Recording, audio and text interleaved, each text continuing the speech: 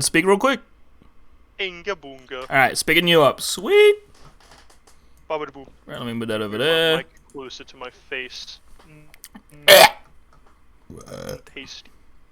Ooh. Tasty microphone. Delicious. Yeah, everyone's currently dead. They are. I mean, Chris told me he might be getting dinner as well, since he has to walk like 30 minutes anyway. So he was like, I'm gonna be a bit... on the other side of town or something. I can say it because it's not really gonna make sense if I don't actually say street names. But you know how there's that one Chinese food place next to that like little doctor? He's there. Yep, gotcha. So he walks from my house, which you know what that is. Like, it's at McDonald's. He's walking from that to there.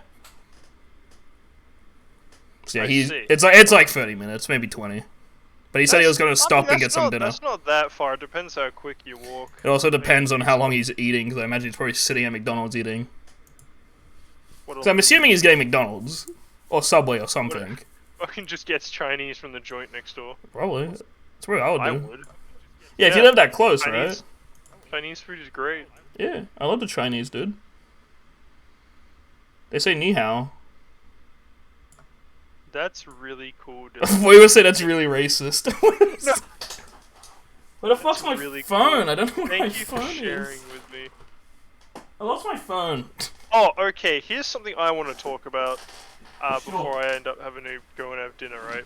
The new Suicide Squad. Yes. I do not like it. I haven't seen it. It is, in my opinion, compared to the other one, not good. Would you say it's worse than the old one? Oh yeah, no, it's much worse, in my opinion. Damn. It has the most all over the place fucking story, along with just generally unlikable characters. The only characters I found myself enjoying was fucking John Cena's Peacemaker, because he has a line where he's like, protecting the peace of the world is the greatest cause and it's worth any cost, even if I have to kill women and children. Fair enough. That's facts. He's like one of the main characters. He's cool. I like him. He seemed like he'd be the standout. Deadshot clone Bloodsport. Ah yes, and a Bloodsport. He was pretty cool, and Harley Quinn actually was worse in this one. I didn't like her as much. Well, it's because she just kind of boils down to loud. Yeah, no, but she was less loud and less crazy and like just less Harley Quinn. She was just kind of like a normal fucking crazy girl. They try to make her like really relatable. Like that's no, she's not meant to be relatable. Yeah, no, because she had like a whole own movie, right? Yeah, Birds of Prey. They gave her a whole movie, and I remember being super confused by that. Cause I like Harley Quinn, but she's kind of more of a support character. Absolutely. Like she's the wacky, funny comic relief. Yeah, exactly. So I was really weirded out by that. Yeah, so that wasn't like the characters. You've probably seen like they show them in the trailers and shit. Yeah, Weasel, I know all the characters. The fucking Weasel. Yes. I just hate him so much. He looks awful. This is like. I mean, how much do you care about small little spoilers? I can handle it. I've like read the comic, and I'm assuming it's gonna follow it. This is literally in the first like 10-15 minutes of the movie. The Weasel fucking dies. Like they kill him off as soon as he's introduced. I had a feeling that's what it was gonna be because there's so many characters. I was like, okay, there's gonna be like 80% casualty. So yeah, I won't say too much else because I don't want to spoil it for you. Like, I don't give a shit about anyone who's listening in the chat. Yeah, fuck them. Basically, the scenario is, without saying exact reasons, they've got their squad of fucking old white-haired man who kills a bird with a bouncy ball in the first, like, when he's introduced, by bouncing it off the wall several times. They got fucking Weasel, Javelin, some fucking weird Martian Roman chick, and they're like, you're the guys of the new Suicide Squad, load up, we're going to this fucking beach somewhere in a stealth mission, and they are jumping out the back of a, like, VTOL plane into the water, and the weasel hits the water first and is just fucking like starts drowning immediately. And so everyone's like, did you fucking check if the weasel could swim? And all the guys in the control room are just fucking laughing. That annoying woman who threatened to kill a man's daughter in the first movie if he didn't go and do the suicide mission was just like, bruh, whatever. Yeah, who cares? And they drag him onto the shore and try and like do him chest compressions like, oh shit, he's just dead. Like he just drowns and dies in a minute. He's just straight up fucking drowns. The weirdest thing about it is that the director James Gunn, I'm pretty sure the weasel is played by his brother. Yeah, I just said I was watching it with Ben and Ryan, I was like, imagine being like auditioning for a part in this movie, and they're like, you play this weasel that looks disgusting and just kind of pants and groans a little bit until he dies. Hey, this is my theory on it, right? Because it's his brother. He probably was like, listen, bro, you need money? Here's a role where you do nothing. Literally. And then you get some money. I got you, bro. But here's the thing, is probably why I'm not assuming you don't like it because of this reason, but I'm going to assume it's like this. It's probably way stupider because it's probably trying to be more authentic to the comics, which are retarded.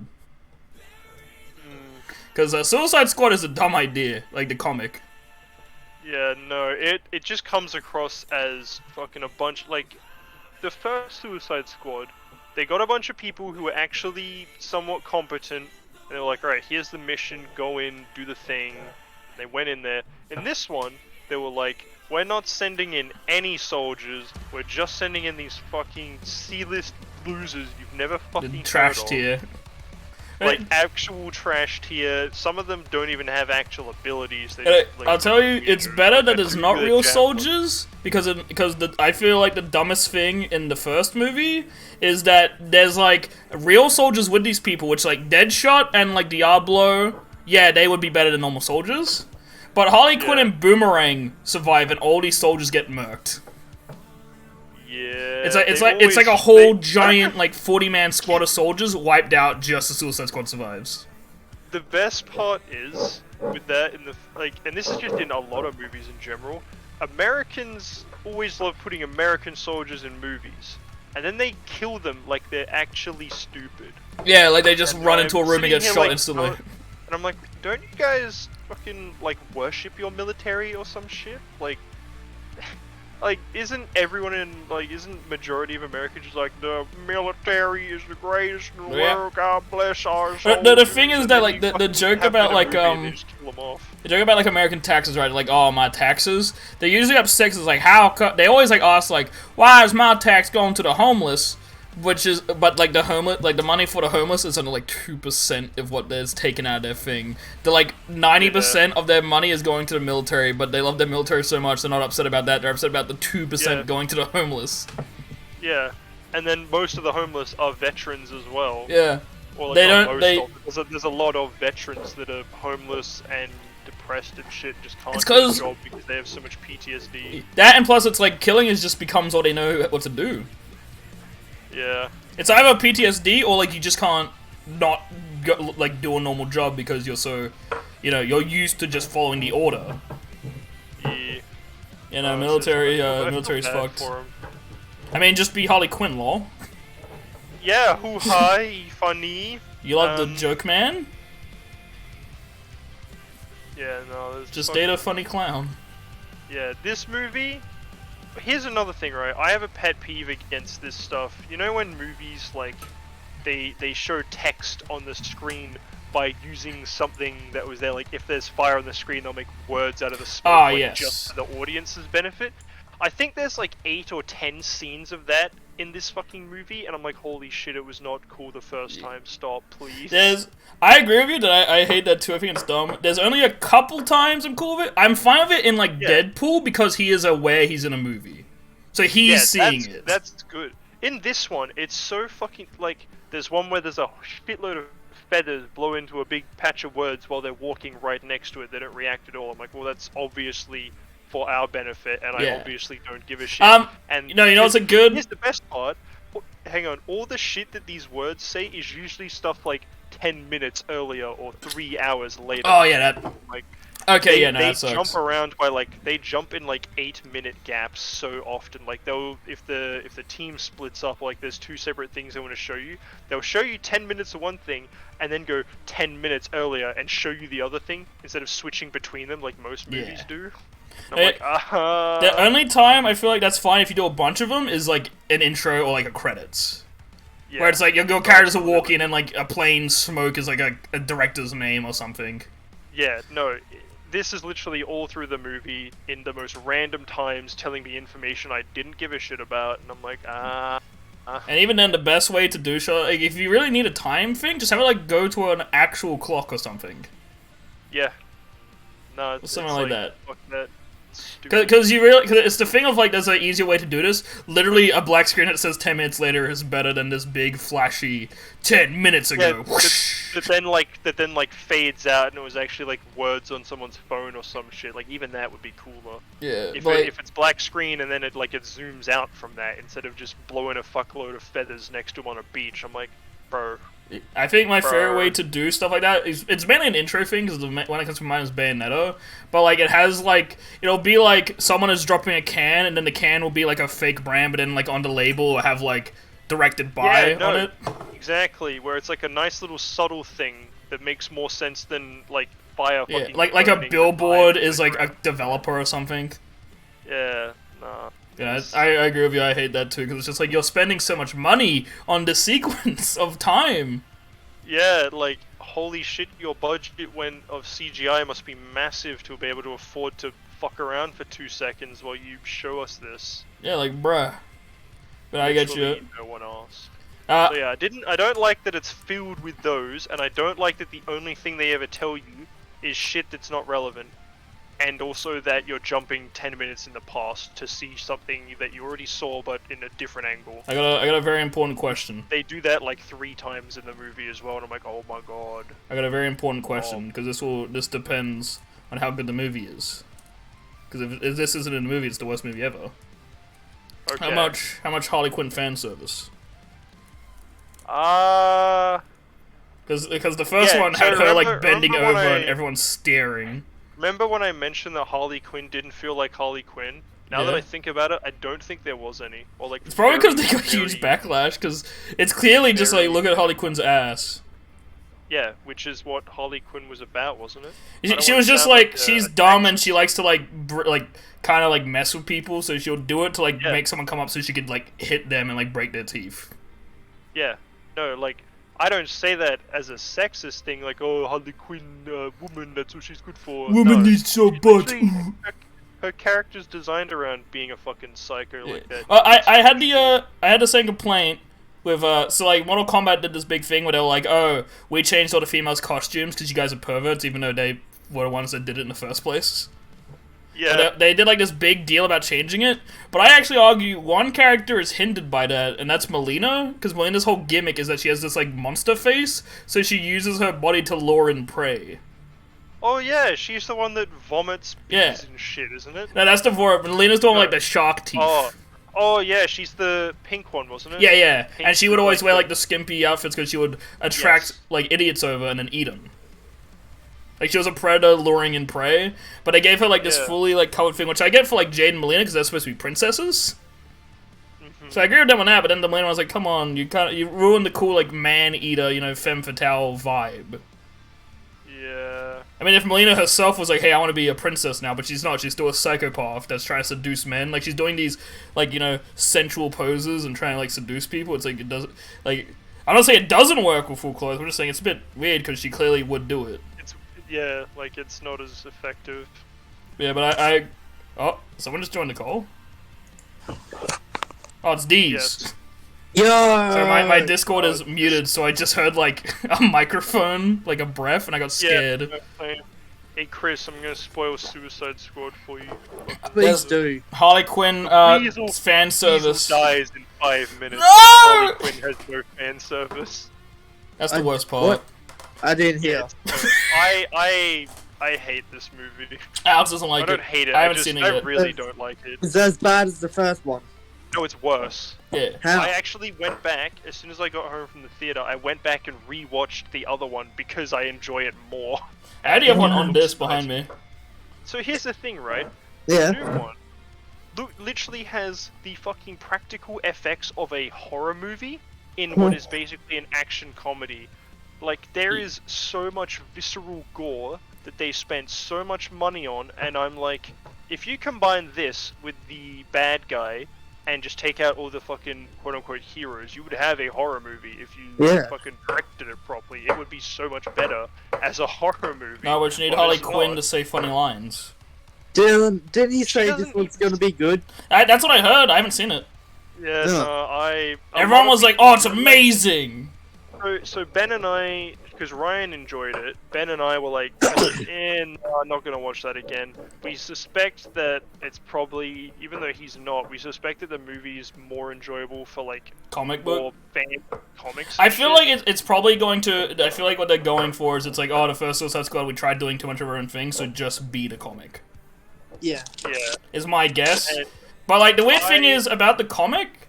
Because I was saying it's stupid, but I was thinking about it for a bit. The comic is actually very dark, and it has like a lot of these twists and turns. Because it's more of like a tragedy. I mean, there's a few things. In the first one, there's like these long monologues of the team being like, "Yeah, we're all like going to die. We are literally nothing. We are tools." And then they try to have like this kind of friendship, but they're all psychos that don't know how to communicate with people. Yeah, in this. Was it Bloodsport and Peacemaker literally just have like a fucking rivalry where they try and like kill people cooler than each other? And I'm like, are you shitting me? That's lame. I mean, they could be going for the Avengers thing, because like Marvel is very like haha funny dialogue, rivals funny. Yeah, absolutely. Here's something, right? The fucking fight scenes in this movie are at basically normal speed with very little jump cutting, and there's literally scenes of like the Suicide Squad just walking and firing guns at bad guys who are standing there and dying. I'm like, what the fuck Harley is Quinn this? has to get cool kills. It wasn't even her that does most of it. It's actually ridiculous. Who dies in the first 5 seconds? Weasel. Weasel. The fucking Weasel dies in like 10 minutes because they jump out of a plane to like do a stealthy go on a beach at night, and he just drowns. Yeah. Bro. He straight up drowns in about 10 seconds. That's hype. That is. I fucking hated him so much. He looks awful. I remember in the trailer going, ew. Like when me and Koi watched the trailer, I went, ew. No, he's worse in the movie. He like licks the glass of his prison cell while someone's watching. Yeah. He just keeps licking it and then sees them and stops. Yeah. And he's just like also, the whole time he's on screen. With the Ryan thing, right? Now, I don't want to throw shade, but Ryan has a habit of liking something before actually seeing it, and then later being like, yeah, I didn't like it. Right? Because I remember I would have these conversations with him where he'll argue with me like, no, it's amazing, and a month or two later he'll be like, yeah, it kind of sucked. Like, Survive. Yeah, I think that. Yeah, he might still like Metal Gear Survive, I don't know. But it was a Metal Gear game we argued about. He was like, no, it's the best ever. But he has this like habit of being like, oh no, it's the best because he doesn't want to be disappointed. Which is fair enough. Yeah. But also it could be more like a comic book thing. I think Cormac actually really liked it. I'm not too sure. I haven't talked to him in a while because of the toe. Yeah, no. Because he only really talks to me to play something. The movie was definitely had that like dumb effect on it, but at times it literally felt too dumb. Like I was watching fucking Dumb and Dumber, and I was like, holy shit. I have a problem watching a lot of Marvel movies, especially in like because you know how people watch them every year. I can watch like if you give me like a 3-year break, maybe I'll be like, oh, that's cool. But like, because I tried to watch like I watched Endgame and all that. Infinity War and Endgame, they're great. But I didn't watch anything building up to them. I watched the movies when I wanted to. I watched like Iron Man 1 and 2, maybe Avengers 1, Avengers 2, maybe like a 4 movie then, and then I watched Infinity War and I enjoyed it a lot. Where I don't get watching it all the time because I watched like Thor Ragnarok and all these other movies, but it's all just kind of like the same humor. Yeah, no, it's literally like just copy paste. It feels a lot of time it's wacky, like hero does something dumb. Minor villain who can't be a big bad because you had to wait to a big movie, so some generic like D-list villain, is doing something. Hero has a couple funny scenes where they're living everyday life, maybe fight a couple goons, beats bad guy with funny line, movie ends. The fucking Fortnite. Oh yeah, in Endgame. Yeah. Where Thor's playing Fortnite. Oh god, that's awesome. Sounds horrible. I actually love that scene because it's so stupid. Yeah. I've sure that my dinner's ready, so I'm probably gonna head off to that in a sec. When it comes to Marvel movies, there's certain Marvel heroes that I just can't stand their movies. Yeah. Like, I can't even stand like watching them movies. In their fucking... Yeah, I hate Thor's movies as well. I liked Ragnarok, but Ragnarok isn't a Thor movie, it's more of, like, everyone else. Yeah, no. Iron Man is probably one of my favorite ones to watch, because he as a character is way more enjoyable, because he's just a dickhead most of the time. Oh yeah, no, he's an alcoholic, like, rich playboy. He's a rich alcoholic dickhead. I used to have arguments with Jess at school because she really likes Captain America, but I really like Iron Man. And then because Civil War was happening, everyone's arguing like, "Oh, who's gonna win?" I can't stand Captain America. I can't even. I hate him. Goody two shoes. I like him a little, but I don't like when there's an argument of like who's in your top 10. He's not in my top 10 like ever, or maybe not in my top like. I don't know, dude. I don't like him that much. But like, if like when Civil War happens, like, no, I'm on Iron Man's side. Even if I think, even in the movie they portray Iron Man as the asshole, I'm still on his side because Captain America's just like a goody two shoe Superman like character. Yeah. Anyways, I gotta head off for dinner. I'll be back in a bit, boys. See you. Yeah. See you. Yeah. I don't know if I think he might like just got up from his computer. But I kept saying see you because I saw it was a call. Alright, I guess while he's going, we can talk about No More Heroes. Yeah. But, it's a real good game. Really good. Yeah, let's start with a number. No, let's do number rating at the end, because I feel like, because it might change, right? Yeah. Discussing it. But, yeah. I guess we'll just go straight into it. We don't need no introduction to it. It's No More Heroes free. Yep. I guess we'll just go boss fight to boss fight, right? Yeah. So, like, Mr. Black Hole... Nothing about him too much. You just straight fight him. Yep. No, it's good actually. Yeah. Boss fight's really good. Like, yeah. It's just like Mr. Black Hole is just an intro. Yeah, pretty much. He's a fun fight. Gotta go hiccups. Yep. Get too fast. Oh. 1 sec. We can drink some water to get rid of that. But anyway, yeah, Mr. Black Hole. So. Yeah, nothing too like plot relevant happens besides like the return cutscene, but that's like in a trailer. Yeah. Basically, I guess I'll just summarize the plot for those who don't know. Alien crashes on Earth. Boy helps the alien get back to space. Alien says he'll come back in 20 years. Cute little alien arrives again. Little boy is now like is like a CEO of the United Assassins Association. The alien shows up again with 10 of his buddies. And says, "Hey, I'm here to take over. Fuck you." Yep, pretty much. It's first city to take over town. Like I'm gonna help. Like Damon, I'm staying with you. We're doing this thing, and then because it's a video game, United Assassins Association just kind of takes over and says, "No, it has to be a ranked thing. They have to take you on one by one because video game." Yeah. Like it's literally not even like me saying like, "Oh, it's just a game to try." It's literally that's the plot. Is they literally say it's a video game. Fuck you. Pretty much. You gotta play by our rules. So then Travis leaves his house and he's like, "What the fuck, aliens? What? Is it the 4th of July, or is he to find his fucking back?" Yeah. And then he gets in his mech. He goes up. Gene talks, which is the best. Yeah. He fights some. Black dude's voice, even though it's a female cat. Yep. You go through. You get to the first boss, you get, like, eaten by, like, a head crab, whatever. Yeah. Mr. Black Hole is weird. I hate his voice, but I like him. Yeah. So he has this weird, like, "How you doing, partner?" like, voice, but it's, like, super, like, robotic, I guess. And you have a fight with him. It's a really good fight. Weirdest thing about it is after you get through his first kind of, like, major stage, he has, like, this space stage. He's the only boss that gets a Henshin suit fight. Besides, like, I mean, like a big space fight. He's the only boss that gets it. Yeah. I thought every boss was gonna have a gimmick, but no. Like, I thought every boss was gonna have that and then like a gimmick to their version. Yeah. But not just him. And you meet Mr. Black Hole, and you're like, hey, that's a cool first fight. You didn't really get to know much about the guy, but hey, it's a fun fight. Yeah. You know, it was a fun battle. He teleports around. Mm-hmm. Then you go on, and then you get to experience the open world for the first time. And it's really good. What is there to say? You drive a bike badly. You unplug the a toilet. The bike, getting past the jank control scheme of the bike is actually pretty fun. Yeah, the bike's cool. It's fast. It has a good drift. But the issue is the maps are so small that there's no point to the bike being so fast. Yeah. Because you just crash. Uh-huh. Yeah, we'll talk more about that when we get to the third boss remake. So we gotta talk. We're only gonna get to Velvet Chair Girl because that's where a lot of the complaints come in. Oh god. For the open world. Yeah. The open world is pretty much.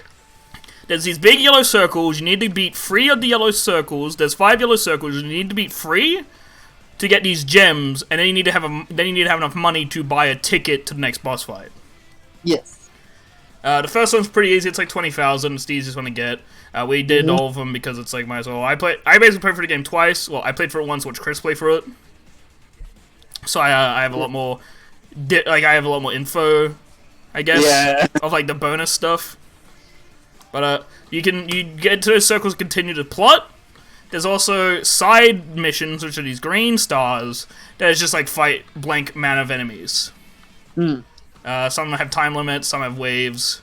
There's some side jobs. It's just for money. There's none really worth talking about. No, not really. I mean, you get to fight giant sea alligators. Yeah, sea alligators or suplexing alligators. It's cool, but it's not really needed to talk about. Yeah. You unclog a toilet to unlock the map to see more of the question marks. That's epic. Yeah, it is. It's awesome. And then, but yeah, once you do that, you get to the next boss fight, which in this case is Gold Joe. And Gold Joe's the best. Super flamboyant. Hinted at being gay with many gay jokes. Yep. There's even a magnet polarizing. You know. He forces you to be attracted to him. Get it? With magnets. And you fight him. He has a really cool fight, a really interesting like boxing ring-esque arena. Yeah. Weird mechanic where basically, because he's a magnet, he's like a magnet man. He will put an N or an S above you, and then he'll have an N and an S above him. And, opposites attract, so if you have an S, he has an N, you'll get sucked towards him. Uh-huh. And then he has some moves where if you both have it, you get pushed away from him, he'll try to push you into, like, laser. Yeah, into the boxing ring, yeah. Yeah, into, like, lasers, and he's fun. He's not too difficult, but he's fun because there's a lot of, like, hazards with the arena you have to avoid. Definitely, yeah. Yeah. And then you beat him. It's a fun lead-up to the fight as well. Then you beat him. And then, you also, like, there's plot cutscene of every boss once you do yellow things. Him and Fu's not too important. They have, like, some tea. Some of that boba tea. Boba tea. Yeah, boba tea. And then he says, and then Fu's like, hey, you're my friend. He's like, oh man, I'm honored to be your friend. And then you go kill him. Then you get to the next guy. You do the same process with yellow rings. Nothing too important, because you don't get any of the Damon Coles yet. Yep. I think you start getting them at Velvet Chair Girl. Yeah. And then you fight, what's it? Vanishing Point. Vanishing Point looks like dog shit. Vanishing Point looks... never mind, it's Miss Night Direction. Sorry, Vanishing Point's after. Yeah. So, Dark Knight Direction, or whatever. Erection, yeah. Yeah. Well, you go to fight him, you get another area, it's a mountain zone, which we'll talk about later. We'll talk about it with Velvet Chair Girl. Yeah. Because that's the halfway point of bosses. Yeah. And Dark Knight Misdirection, or Direction, whatever his name is, he looks awful too, but for a different reason. His outfit is super stiff and glitches through itself. There's also a plot scene that happens a bit before this, where Fu kills everyone in a room and takes over, like, he kills the president, and he's like, oh, you had to kill me now to have any kind of order again.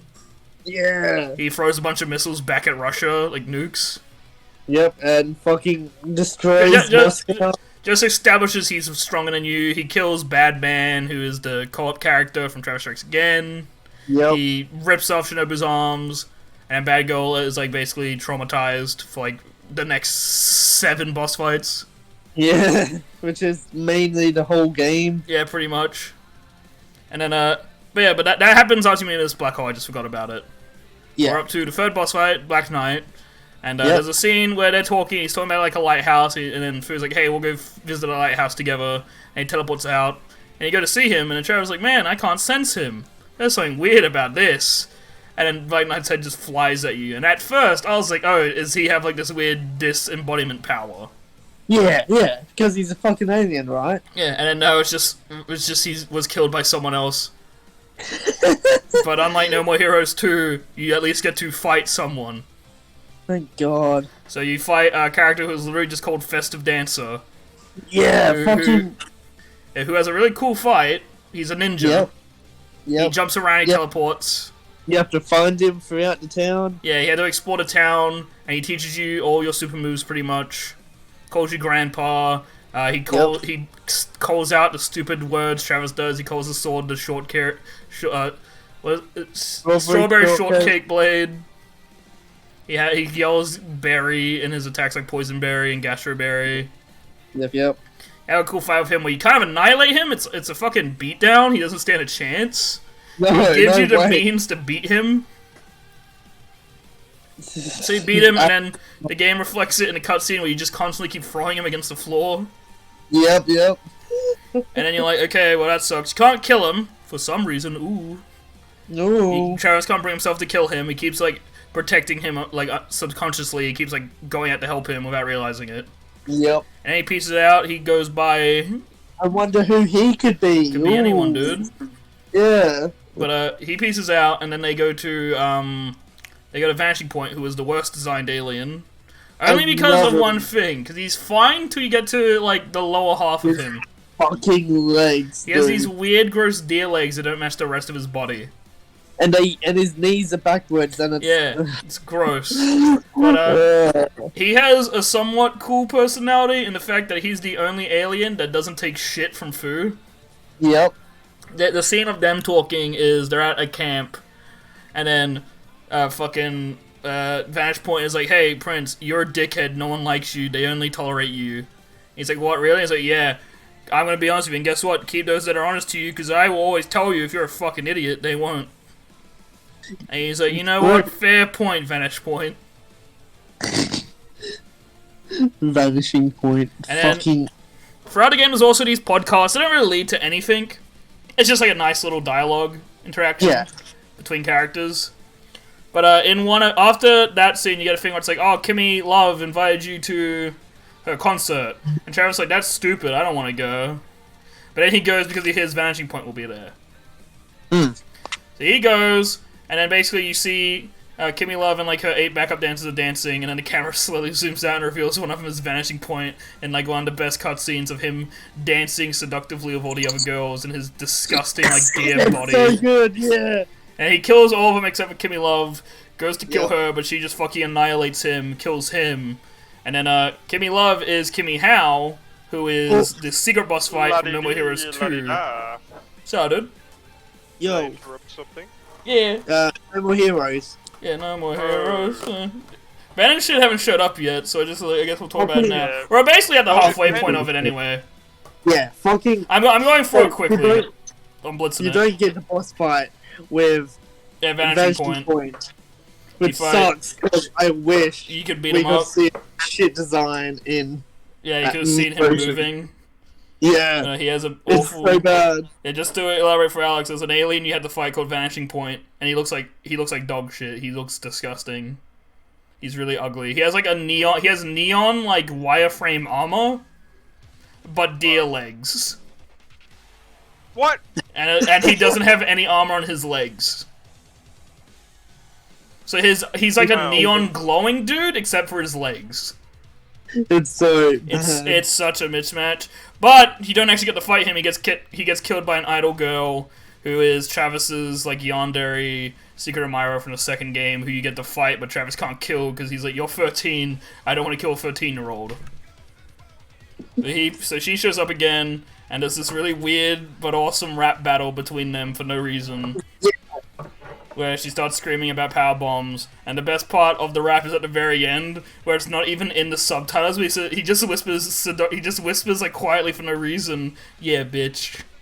And then then throws the mic at her for no reason. Yeah, and then the boss fight begins, and it's actually really probably the second best boss fight in the game. It's a whole giant, like, idle stage, and then, like, the flamethrowers go off at you, and then lasers come out from the lights. And then she has 3 stages. Camera angles change. Oh yeah, it changes to, like, people in the crowd recording you with their phone. It's an actual, like, performance. It's the sickest. Sub-ultimate Chad doing good. Talking about No More Heroes. Cool. But yeah, her fight's really cool. The camera angle is cool, but it can get annoying just because of the fact you have to dodge lasers and flamethrowers, and it's kind of hard to tell where they're coming from. Yep. But it's cool. It's a set piece. The camera never really happens when you're about to kill her anyway. Yeah. But you beat her by suplexing her again, and you stab her in the vagina. Epic. Yeah. She also, like, has a move where she leg locks you. Oh, she leg locks you, and then if you fail it, it cuts to people's reactions in the crowd. And they're, like, cheering for her. And then it goes on to, I think Velvet Chair goes after that, right? Yeah, version. We're talking about No More Heroes 3 boss fights. Spoilers. Yeah, spoilers for No More Heroes 3. But there's not really much to spoil besides cool boss fights at the end. Yeah. But then you get to Velvet Chair Girl, who is probably my favorite boss interaction. Just because it's really fucking so dumb. Good. But we gotta talk about the open world at this part, because this is when you get to go to Call of Battle. Which, God, no. Okay, they caught up, sweet. But, Call of Battle, so the open world of No More Heroes, to elaborate quickly, is the worst. Yeah, it is. The bike is fun. Yeah, the bike is cool, but everything else about the open world is kinda stinky. So the bike is fun because you have a pretty much infinite boost that goes like 400 miles an hour, and you can crash into things and launch. Yeah, you have no health, so you're immortal, and you can just launch yourself across the map. It's so fun, and I literally every time I was on the bike, I dismounted it by doing that. But we couldn't even do it because so Call of Battle is clearly supposed to be like like haha Call of Duty. Yeah. And it's a World War II like area. There's like D-Day landing beach, but the area sucks. It has this big filter on it that I told Chris about, but I thought that maybe I was just stupid because I played the game like one sitting. It's like maybe I was just tired because I had a really bad headache during that part, and after it I had a huge migraine after I stopped playing the game, and I had to go like to bed because it hurt. But then when Chris was playing through it again, and I was watching it with him, we both got the headache. Yeah. And it fucking sucks. And when we finished hanging out and playing through the you had to go back home. I was walking home, and it wasn't so bad on the way home, but when I got to home, it just fucking. Oh no, I passed out. Like I lied in bed and passed out because I was like exhausted from the headache. Yes. But so that sucks. I never had anything and I don't understand because it's just like an old TV filter. It's not like it's some weird rainbow flashing shit. Nah, it's literally the fucking worst. I don't understand, but so we had to do the area because you had to do 3 of the 5 things at least. Yep. To continue, so we had to do it. So we go through it and then we do the boss fight. Which sadly the worst thing about it is you're probably going into the boss fight with a headache. It's probably the worst part about it. But Velvet Chair Girl is there's like 4 major jokes in the fight that I really like. But basically, you go into the fight, and it has this weird, super, what's the word I'm looking for? Fuck, I forgot the word. It's like this weird design choice. I know the term for it, I forget. Surrealism, I think? It's a Galo Sengen's art style. Yeah, but I know it's like, it's like a surrealism-esque, art style of, it's all these weird, kind of cut out paper mache people, but it's 2D and they have these weird texture moving on their skin, and they move all freaky, and they're coming out and there's a really weird big lips Travis for no reason, and then she comes out and she's doing a thing. It's like, hey, Velvet Chair Girl is the #1 musical chairs champion in the universe, and then the game just cuts to being a rhythm game all of a sudden where you have to dance to a you had to hit buttons and beat to the musical chair theme. And I sucked ass at it at first. Because it's a metronome, right? And you kept going for the middle. and metronomes are like, you hit it at the middle point. But no, this one wanted you to right. to the left and right. So it took me a bit. Yeah. Because Chris was trying to hit the middle, but you had to hit it on the left and right ends. But you move and beat to the rhythm, and then if you have a good enough thing, you get a speed boost, and you have to fucking book it for a chair. It's so good. And there's like, you're playing with a bunch of goons and her, and it goes on for like 5 times, and then when you beat her at it, it plays a cutscene of her committing suicide because you beat her in musical chairs. Because that was the only thing you cared about. Yeah, and then her pet, like, octopus gets really pissed. And then, the octopus was in an earlier cutscene, it blew up a whole city with just one attack. Yep. And then you had to fight the octopus, and it has this big laser beam that if you get hit by once, you die instantly, but it's super easy to avoid. Though apparently a lot of people, when I was looking into it, they think that's the hardest boss fight in the game, but Chris played it, and he had no problem. I beat it first try. Yeah, I guess we're just good. Yeah, pretty much. But, yeah, you beat that. I think Squid's called Omar. Yeah, it's a good fight. Yeah, it's a good fight. It's clearly a joke, but my favorite joke is, so every chapter, like every boss fight chapter, it has, so the main joke of the game is it's a anime that's being rebooted on Netflix. Yeah. So it's, so it has this old, like, 1980s anime intro and outro, but at the end it has a big, like, next time on Netflix, like, load screen. Oh my god. And so it's like an old anime was put on Netflix with a couple bonus scenes. Yeah. But so at the intro, every time you get a new boss, it tells you the voice actor of the boss. And Velvet Chair Girl had a voice actor. She doesn't speak once. She doesn't even make a noise. So they hired someone to play someone who dies without saying or making a noise. Uh-huh. That's epic, dude. What are you talking about? She might make like a grunt when she dies, maybe. Yeah. And then the game continues on, and you get to fight. This part sucks only because me and Chris created like a lie loop and tricked each other by accident. Yeah. No, okay. It had nothing to do with the game. We were just dumb. So there's backstory needs to be for this one. So Killer's Dead is another game by Suda51 that has crossed over with No More Heroes before. Who made No More Heroes, right? There's a girl in it who's the assistant, the side character, side character to the main character. She's this super bubbly Genki girl, and and Mondo. No, yeah. So the main guy is called Mondo Zappa, right? What's the girl's name? Yeah, I have played Killer is Alex has played more Killer is Dead than me. Yeah. I haven't beaten it. I fought Cormac on the moon, and he took his pants off.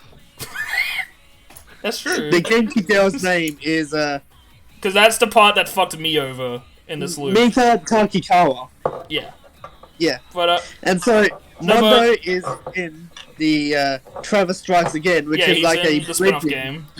It's a bridging game between 2 and 3, right? And also Trevor Strikes Again crossover was all Suda51's game because Killer 7's in it too. Yeah, yeah. Anyways, so me and Dylan, because Dylan played it. Well, no, here's exactly what happened, right? This is the exact lie loop. I said there's a girl called Midori Kawa who's from another Suda51 game. She's from another game called Something Detective or something. Yeah, the Silver Case. Yeah, the Silver Case. And she looks a lot like the other girl. I already forgot her name. I didn't beat Killer's Dead. I played it for like 4 hours. I liked it. I just kind of went to Perth, I think. I never got around to play it again. But they have... But the girl from Silver Case is called Midori Kawa. Very similar name to her. They look the same. They act the same. So when I said it's another character from another Suda51 game, and Suda51 and No More Heroes is already crossed with Killer is Dead, Chris goes, "Oh, like the girl from Killer is Dead," and I go, "Yeah, the girl from Killer is Dead." Yeah, I just automatically assumed. And then I assumed too, because I didn't play much Killer Dead, so I didn't remember what she looked like. I just remembered she was like energetic. And I was like, yeah, that's exactly who she is. And I was like, character design can change over games. Yeah. So, it's a goth girl, but she acts the same, like she's Genki and upbeat. Yeah. So we get to the boss. Chris was really excited for it because like, I want to see Mondo show up. Yeah, because like it was a because Killer's Dead is one of my favorite games, and I was like, I'd really love to see these Mondo characters. talk to Travis. And then you were talking about how like her boyfriend shows up. Yeah, and I was like, oh shit, maybe they finally, like, you know, got together or something. Like, you know, the character. Yeah, they got together. Yeah. But, never worked. Mondo spent 50% of his time fucking banging everyone else. Like, staring at tits. I know. But one can hope. Yep.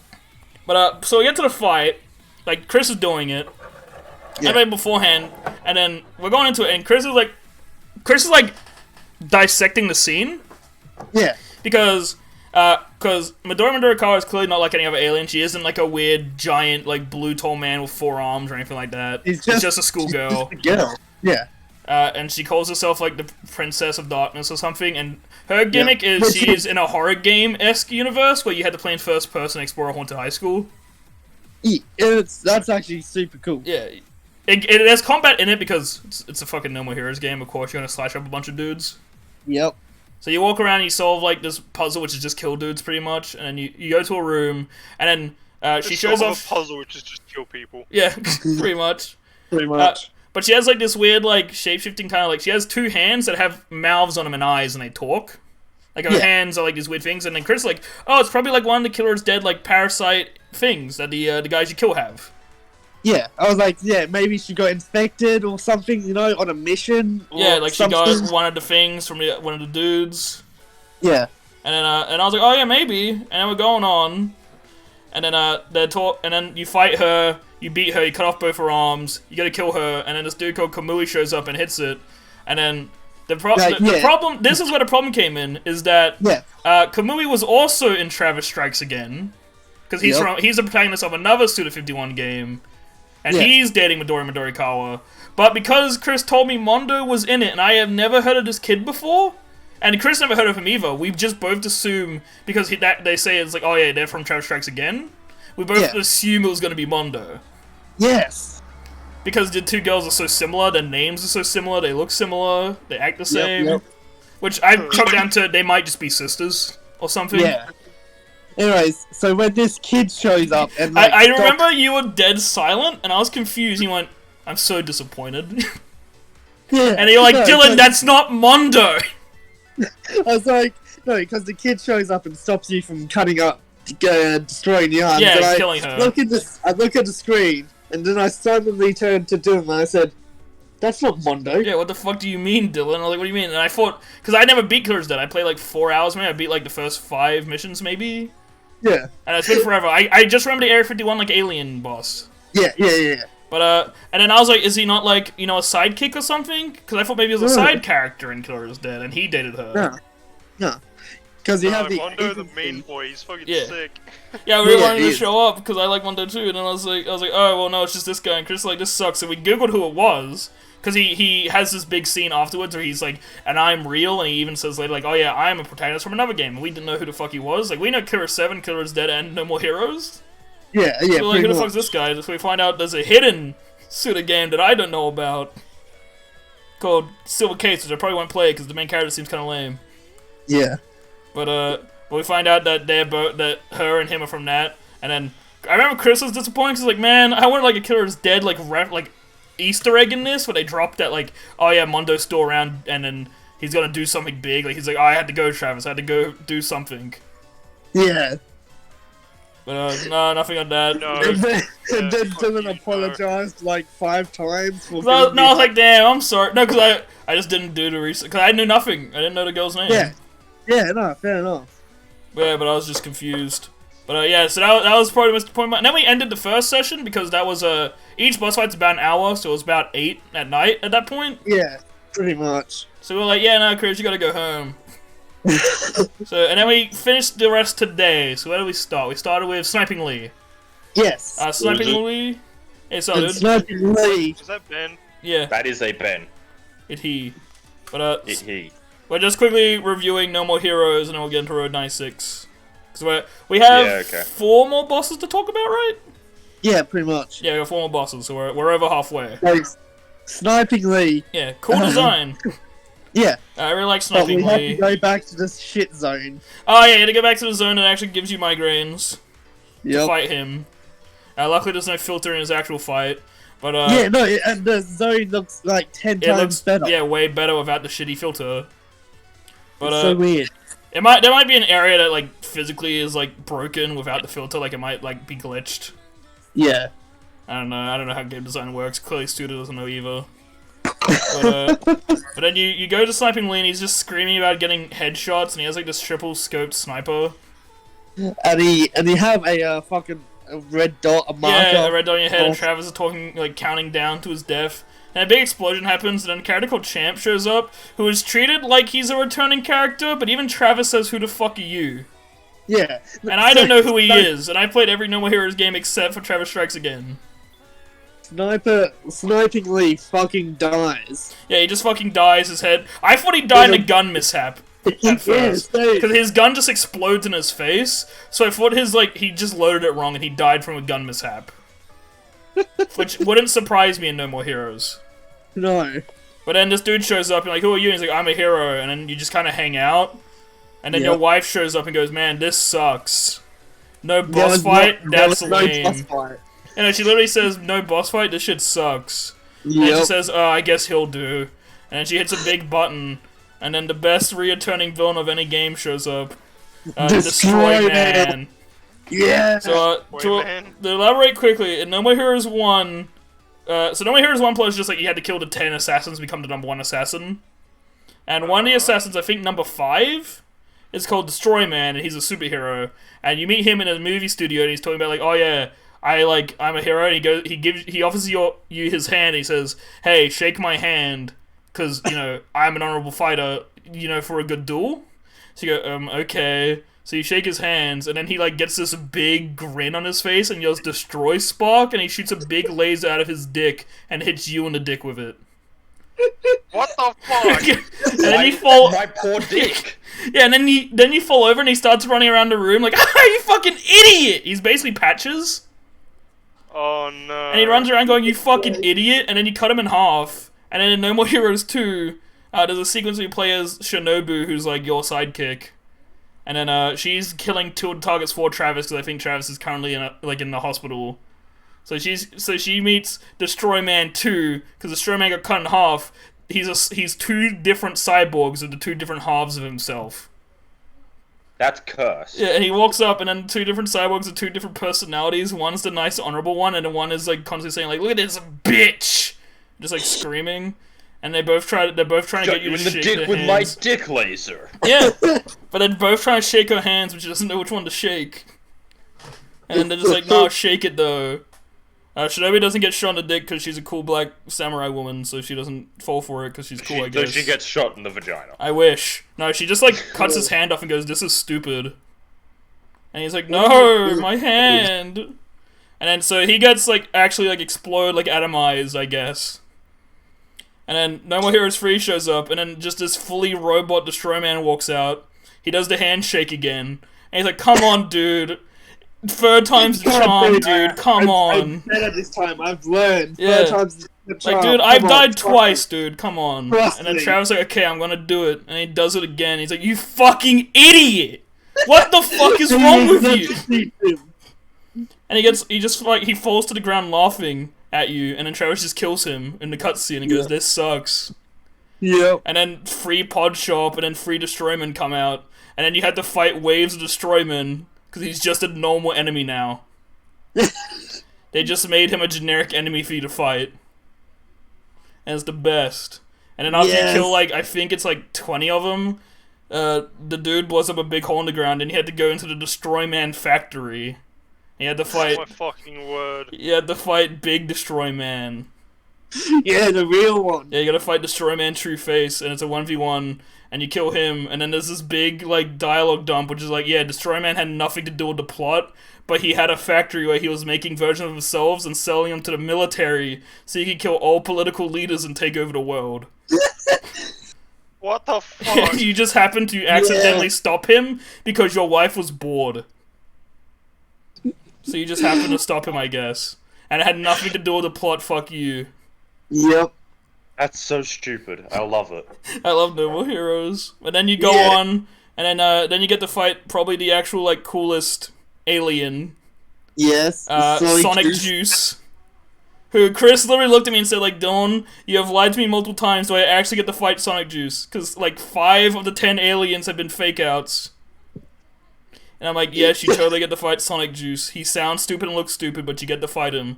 Because the rule is, if the alien looks dumb, you don't fight him. Yeah. Because there's 2 aliens that their outfits glitch through their clothes, and they both die. And you fight someone else instead. But, That's cool. Yeah, so Sonic Juice is, like, this big, like, I want to say, like, 10-foot tall, like, elf man. Yeah. And he rides this weird, like, mannequin robot made out of water. But he's talking to Fu. Fu's just, like, the evil tyrant of space. I realized Alex was here when I was describing him to chat. The evil was Ben. He's the main bad guy. To describe Fu quickly is imagine, you know, E.T. from the movie E.T. Yeah. Imagine, so the plot of E.T. happens, and then E.T. goes back to space, and E.T. returns 20 years later, and he's a punk, like, rock fucking dude that just got out of jail. And he wants to take over the Earth because he's a dick. Like, he's just a dickhead. Yep. Like, he's covered in tattoos, and he drinks alcohol, and he's a party boy. That's basically what Fu is. Pretty much. He's even, his name is literally the letters after E.T. As well, the fucking So retards. basically, Fu is Tate if he was E.T. Or Yes. E.T. if he was Tate. Yes. You solved it. And then he comes back and he meets the boy who helped him get back to space, who's now a CEO, and he says, hey Damon, the guy who saved me, fuck you, I'm taking over your company now. And then he goes and kills the president. Everyone. And he kills the president because he just can, I guess. And the main goal is to get to him because he killed your friend. Yeah. But, so you go on, you fight Sonic Juice, who's his second-hand man, he's the third boss fight. Paradox Bandit, who's the second-rate one, gets killed by Fu, because Fu's just... Fu has this big monologue where he says, how many hours a day am I supposed to game? And then the girl says 10 hours, he goes, damn, I played more than 10 hours, no wonder I fucking hate gaming. And he goes beats the shit out of the rank 2 dude just because he's annoyed at gaming. Yes! So, you never get to fight Paradox Bandit, he gets killed off screen by Fu. Well, on screen. Well, he gets killed on screen, but, like, you never, ever get to interact with him as Travis. No. And then you get Sonic Juice's scene with Fu, where he's like, hey, I think we should just quit, because he's killed 8 of us, well, 7 of us, very easily. And you keep talking about how we're the strongest fucks in the galaxy. He's killed us without even breaking a sweat, dude. We should leave. And it feels like, that's stupid. I don't want to. And he's like, okay, I guess I'll die for you. But I don't have a choice. And then there's this really weird joke of Sonic Juice walking towards the camera really slowly for like 2 minutes. Yeah. In the boss fight, yeah. Yeah, in the boss fight, you have to wait like 2 minutes for him to arrive. And then he talks to you, and he has this really long monologue. He talks the most out of any boss, but he's just trying to negotiate peace with you. He's like, hey, I don't want to fight. Can we just, like, make a deal where, like, we get this side of the planet, you get the other side? And you're like, no, that's stupid. Yep. And you're talking with him. That's a pretty reasonable deal. Yeah, he's like, listen, like, Fu will be happy, and you humans have a whole place to yourself, and Fu can be a dickhead somewhere else. Yep. But Travis is a psycho who just likes fighting. So he's like, no, you're a boss fight, I want to fight you. And he's like, he goes, okay, but I don't like action games, can we play an RPG? And Travis is like, what? And he's like, can we play an RPG, please? And then he forces you to play Final Fantasy. The boss fight is Final Fantasy. Yeah, it has a bunch of, like, moves and shit. There's even a summon with... there's a summon, but it just says, no, it didn't work. The guy was on vacation. Yeah, he's on vacation. He can't come to you, doesn't care enough.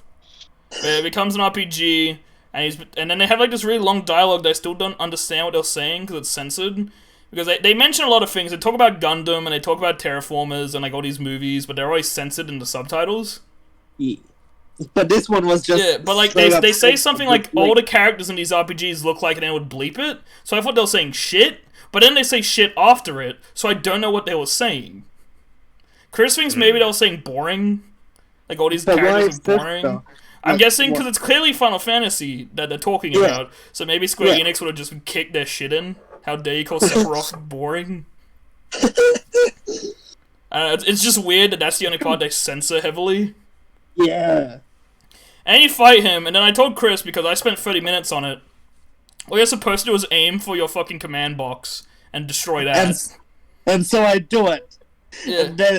and then a second goes by, and it registers my brain, and I just burst out laughing. Yeah, because he goes, "What the fuck?" And you break it, and then Travis says, "This is like retarded. I hate RPGs. I don't like thinking."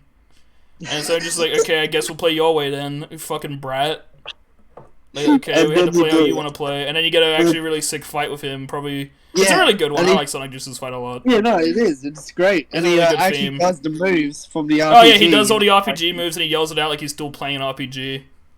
Yep. And then you beat him, and then he's like, "Okay, listen. And we had your boss fight. You got to have your fun. Can I go? I have a family, dude. Yep. I don't want to do food shit. Can I just not? Yeah, can I just go home, bro? I don't like fighting you. I don't like you. I don't like Fu." And then Travis like, "Okay, whatever. You're cool, I guess. You can go." And I was like, "Oh, hell yeah. He's going to return in a future game." But then Fu just shows up and kills him in one hit. He's like, "What the fuck?" Yep. And then basically the only kind of thing you get to why Fu is such like an asshole is he kind of has like this weird memory loss thing where he just sometimes forgets who he's friends with. So I was like, "Is he your friend?" He goes, "I don't fucking know.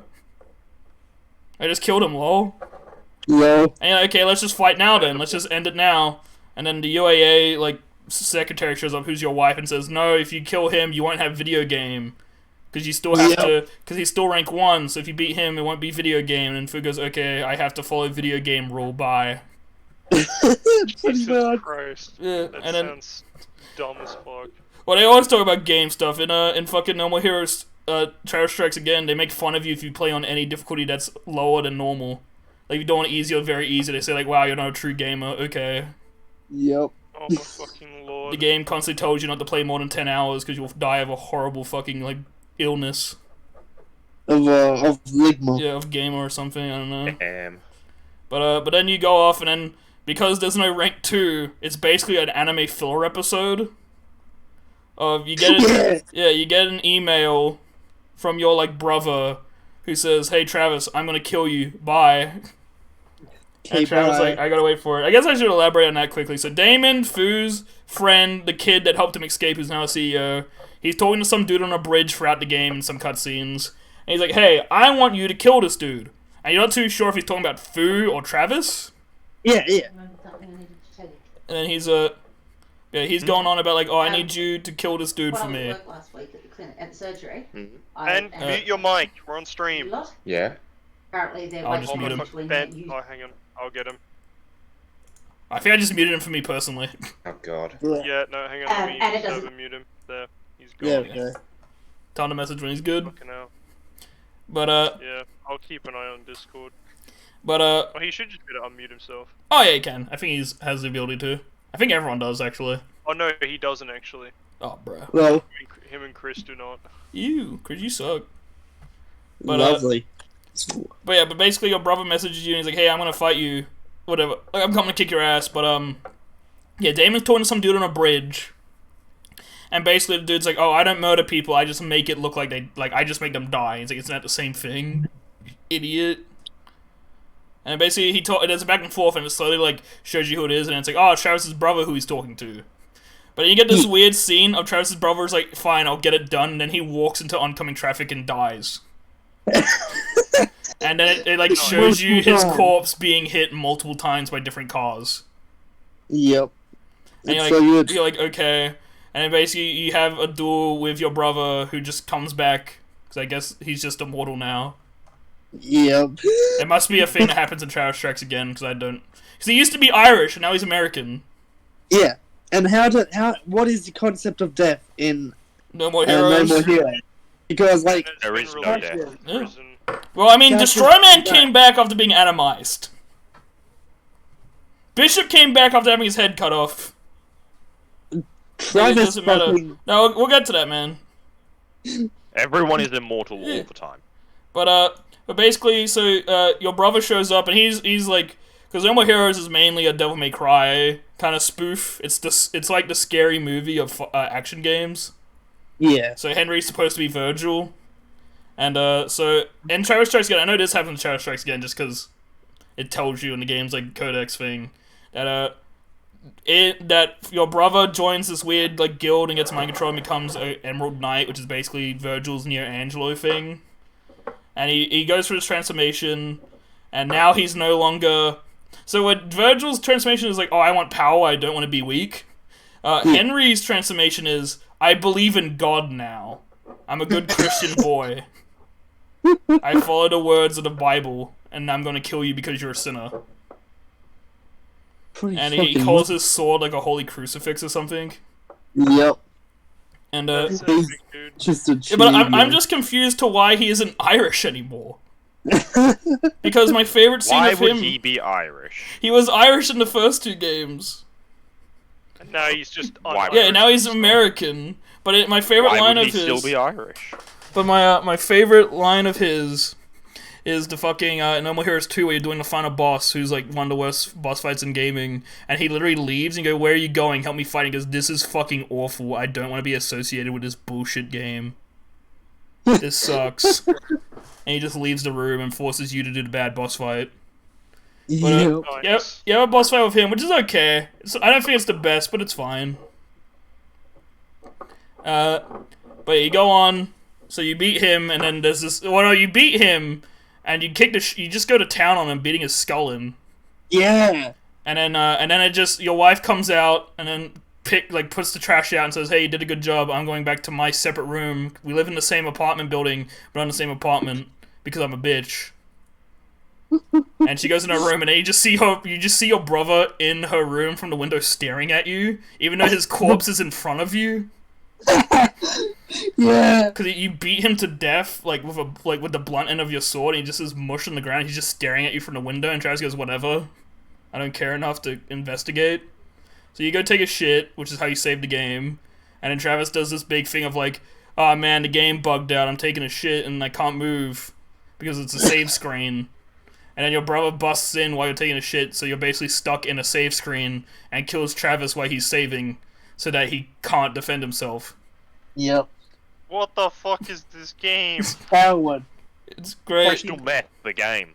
And then Travis goes to an 8-bit game, well, it's more like a 16-bit called Deathman, where, well, you play Deathman like 3 times for the story, because it's just a parallel of the main story if you had to go beat the 10 alien generals. But then when you beat the Deathman level, you find Travis, and then Travis' dialogue like, where I am, and he's like, you're in the world of Deathman, I'm Deathman. And he's like, this place sucks, and I go home, he's like, yeah, return to your piss-smelling world, and then kills you again, and you wake up in a coffin. Yeah! Lord. And then you wake up in a coffin, so Travis's family and friends buried him.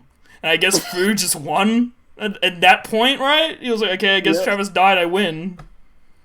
But then Travis gets out of coffin because some dude called Mike, who's a real-life, actual Japanese director, who is mentioned multiple times because Travis and his best friend own a podcast you have to listen to now and then. And they talk about his movies.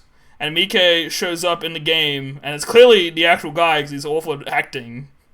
And Travis is like, man, you just saved me, but I have a question for you, Mike. Please make a No More Heroes movie. And it's not a question. Yeah. No, please do it, though. We did it anyway. And then Mike doesn't respond, and you never see him again. You're not the Dutch, Alex. This isn't the fucking Spice Train. No, do it, though. It is. Also, you sound really, racist, muffled and far away now, compared to before. He's talking through a can, bro. He's got a can on a string. No, I'm using my headset mic. Ah, damn. Instead of my laptop mic. But, yeah, we're all just, screaming at you to mute your mic while your mum starts rattling off shit, and I was like, oh god, she's gonna say because I thought I thought I was using my headset mic. My headset had a mic mute on it, so I did that. Yeah, I'm with you. Yeah. I just muted him beforehand because I was like, she might say a location, don't want to dox him. Yeah, please. Nah, dox me because I'm doxing all of you at the same time. That's fair. Well, except Chris. Yeah, Chris could be anywhere. Here. Oh, yeah, he's here Chris now. Is here right now. I've doxed Chris just now. He is here. Shit. He's here, Everyone, dude. Chris. Let's fucking go. Chris will go fight him. He'll fight all 10 of them to become the ultimate space lord. Yes. Follow me on Twitter. The location of Chris is now known. He has a big skull on the map. 0438 That's it! What the fuck was that? I was saying funny. My social security number. Don't say it, dude. We don't have social security numbers in this country. Shut up. No, that was his Medicare number. Medicare number. So we only got one more bosses, boys. We're almost done. Yes. I'm trying to think. No. What are we up to? So, Guess yeah, who the so last you come boss back, is? there's a thing. Is the last no, we boss don't gotta... Nold?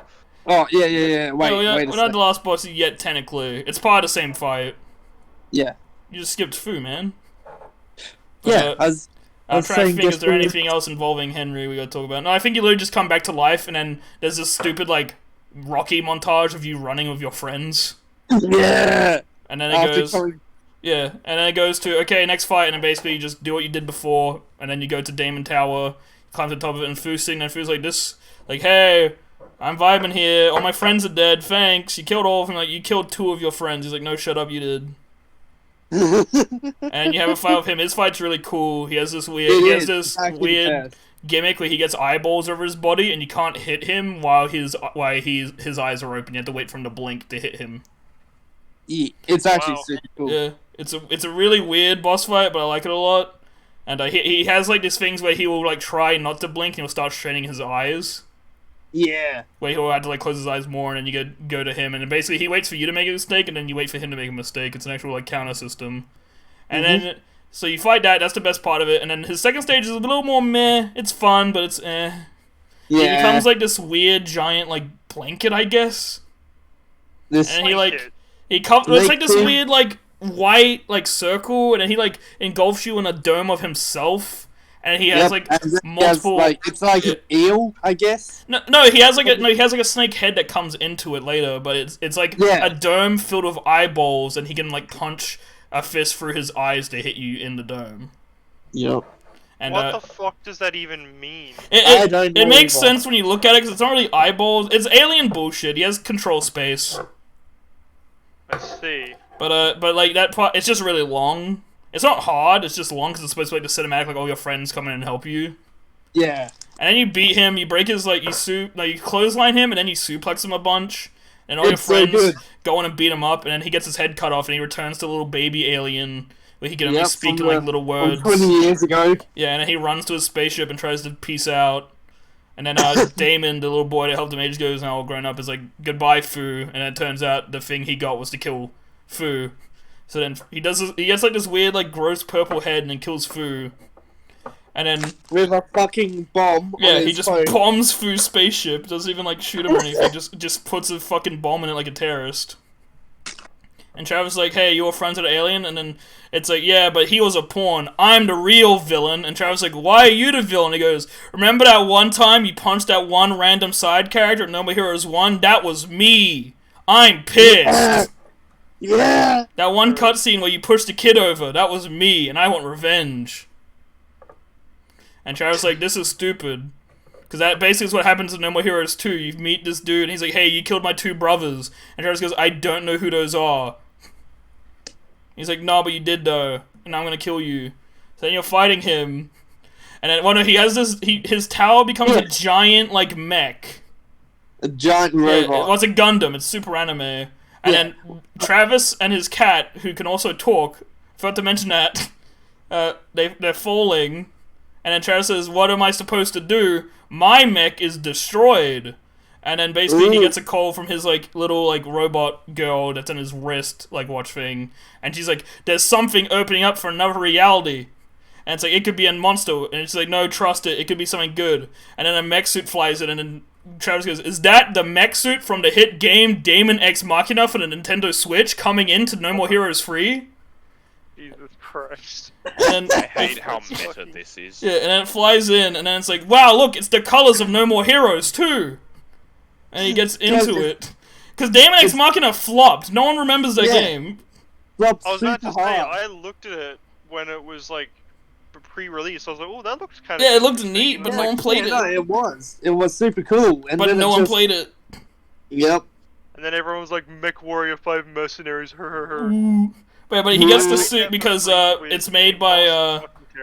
It's made by Marvelous that owned the right to No More Heroes, so they just got it. And also because the main villain of the game is called Daemon, so haha, Daemon versus the Machina, dude. Haha. Yes! Yes! And then you fight his big mech with it, and the credits start rolling as you're fighting him. And then you beat him, and you're in this, like, you're on this floating space station, like this rock in space, and you're talking to him, And then you're like, yeah, let's settle this sumo style. So Star's like, yeah, you gotta knock the other one out the ring. He's like, okay. He's like, okay, this is our final destination. Then it becomes Smash Bros. It has the fucking Smash Bros. Like number build up, and it has fucking like Smash little icons. And it's a 2D like fighting game. And they can do all the moves. The only reason they did it is because they couldn't get Travis into Smash because he's a Mii costume because they couldn't get him in. So they went, fuck you, we'll make our own Smash game then. Yep. And put it as the final battle. It's the final battle after the credits. And then you beat him by knocking him out and it does the big game, and then he just dies in space. Mm-hmm. And then you go, and then it just, like, the credits roll, and then there's an after-credits sequence, which I can just elaborate quickly, because it's just a funeral for the character that died at the start. Everyone is like, oh, goodbye, bad man. You're dead now. That sucks, lol. Yeah. His daughter, bad girl, walks up, and then she has this weird speech about not liking the ice cream he bought, but she ate it anyway because she thought he liked her eating it. And then she cries and says, goodbye, Dad, you're my no more hero. And then it does more credits, and then it cuts to like a chibi art style, and then Fu's dad shows up. But it's in like this anime chibi art style, and Fu's dad is like the size of like a planet. And he's like, hey, I'm here to negotiate peace with you humans. And Travis is like, I'm not the guy you should talk to. He's like, so you don't want peace. Peace has failed. And he's like, no, go talk to a representative, like, go talk to a president or something. He's like, no, you already failed peace negotiations. Yeah. And then he dies instantly, and his whole army is destroyed. And it's like, who are you? And it's like, Dad, it's us. You're two twins that you forgot about. We're from the future. Yeah, we're from the future, because we're currently like 5, and we live with Mom, and we're from the future because your brother Henry killed you 10 years in the future, and now he owns all Fu's aliens. And then Travis is like, what? I don't want to fight 10 more aliens again. And then his wife is like, nah, you gotta go to the north and fight him. You gotta do it. And then it's like ends. And then basically right after the game released, it said, yeah, this is the last No More Heroes game. So what the fuck is that shit? Setting up for a sequel. Yeah, You, that's why. It's either a huge fuck you, DLC, or he's lying. Yeah. Because Suiter's an asshole. It probably is. It is all free. Yeah. It probably will be like, what it will be is it will be a DLC that doesn't fully end, it leads up to a sequel, but the sequel won't be called No More Heroes, like, 4, it'll be called, like, Goddamn Superhero or something. Yeah. The Goddamn Superhero title is so good. That's the best line. Before No More Heroes 3 was actually fully announced, there's a fake trailer that's called The Return you can still watch, which is just Fu, and it's the fake E.T., like, movie. And at the end of it's Fu showing up, and it has nothing, like, it doesn't show Travis or anyone from No More Heroes. And it was a fake game called Goddamn Superhero. And then a year later, they showed the trailer again, but at the end, Travis shows up and says, Superhero, that's me, I'm the No More Hero. I still think the best line in the whole series is, Travis, you'll always be my No More Hero. And he goes, yes. That's stupid, I don't know what that means. But thanks, I guess. Yeah, No More Heroes free, a 6 out of 10. Yeah. Gameplay's fun, it's funny, I like the story. Combat's great. Yeah, combat's good, it's funny. The open world sucks so bad that it loses 4 points. Yes. The open world is so bad. But at least it's fun to crash into things. Yeah, but that's not... Because here's the thing about the open world, because I was watching Chris do it. So you know how, like, in like a Red Dead or GTA, right? When you leave your house, you know how you can jump that little fence at the front of your house? In No More Heroes, you had to take the giant roundabout way. You can't jump your fence, there's an invisible wall on it. Shut up. And that's in every... Everything has that. There's a mountain area with random invisible walls on the mountain at random points that make no sense. Still boost up the mountain and hit an invisible wall, lose your bike, and have to summon it again. But it'll summon at the bottom of the mountain. But the invisible wall makes no sense where it is. Because you can go all the way up to the mountain. I got through the mountain range. I was pissed you got through it. I know. I got through it fine, but I didn't have like shit ton it was the first thing I talked about when I beat the game was how much I hate those mountains. Yep. Well, Chris was super lucky because every time you lose, you get like a roulette wheel. That's like, oh, start again from the same point. Start again, but do double damage, or shit like that. But I died way less than Chris because I abused the shit out of health items. And I didn't really use You only used them in the end because we were on a time limit.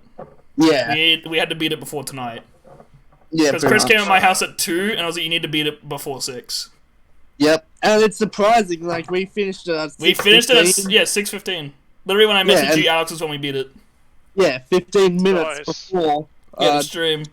Yeah. But, so that was that's why we're still talking about it 2 hours later. Well, no, we didn't. Well, Chris showed up about, like, 30 minutes late, and then Alex went to have dinner. Then Chris joined. Yeah. Talking about other stuff beforehand. And then I was like, I wasn't sure how long people were gonna be, so I was like, I guess we'll get No More Heroes out of the way now. Yeah. And because we got halfway to it. I was talking to Dylan about the new Suicide Squad, which he has not seen yet. Chris, and I basically have just said that I didn't like it that much. I preferred the other one, and Weasel dies in 5 minutes after getting shown. Damn, dude. I love Weasel. Which is fucking exactly what he deserves. He's a character. Yeah, which is about the best part of the movie. Yeah. He's a funny rat. And then haven't spoiled anything else for Dylan. Harley Quinn ass isn't as much. I can watch it for free. There you go. I've been meaning to. I'm just lazy. Because Cormac was, I think Cormac saw it, or maybe he hasn't seen it yet. Maybe he's waiting for me to see it. I don't remember. I haven't talked to Cormac in like a week, because the only time he wants to talk to me is when we play Valheim, but I haven't been able to sit at my computer because of my toe, so I haven't really been able to play Valheim with him, so I haven't talked to him. Also, Tate, like, when we started stream at 6:30, like me and Alex, Tate was like, I'll be 10 minutes. Yeah. Yeah. Love Tate. So Tate did a Tate and won't show up at all. Probably. Or he'll show up at 9 and be like, why are you ending? Yeah. He'll show... No, you guys will go to bed and me and Chris will be like wrapping it up and being like, oh yeah, let's just talk about like this Guilty Gear thing real quick, and Tate will join and be like, but I want to talk about my month. It's like, it's 10:30, Tate. Yep. Yeah, bruh. Anyway, let's just go right into Road 96. God, that was an adventure. Yeah. Play the game. It's shit. Yeah. It's I love the game. Yeah. Especially, what did you just fucking say?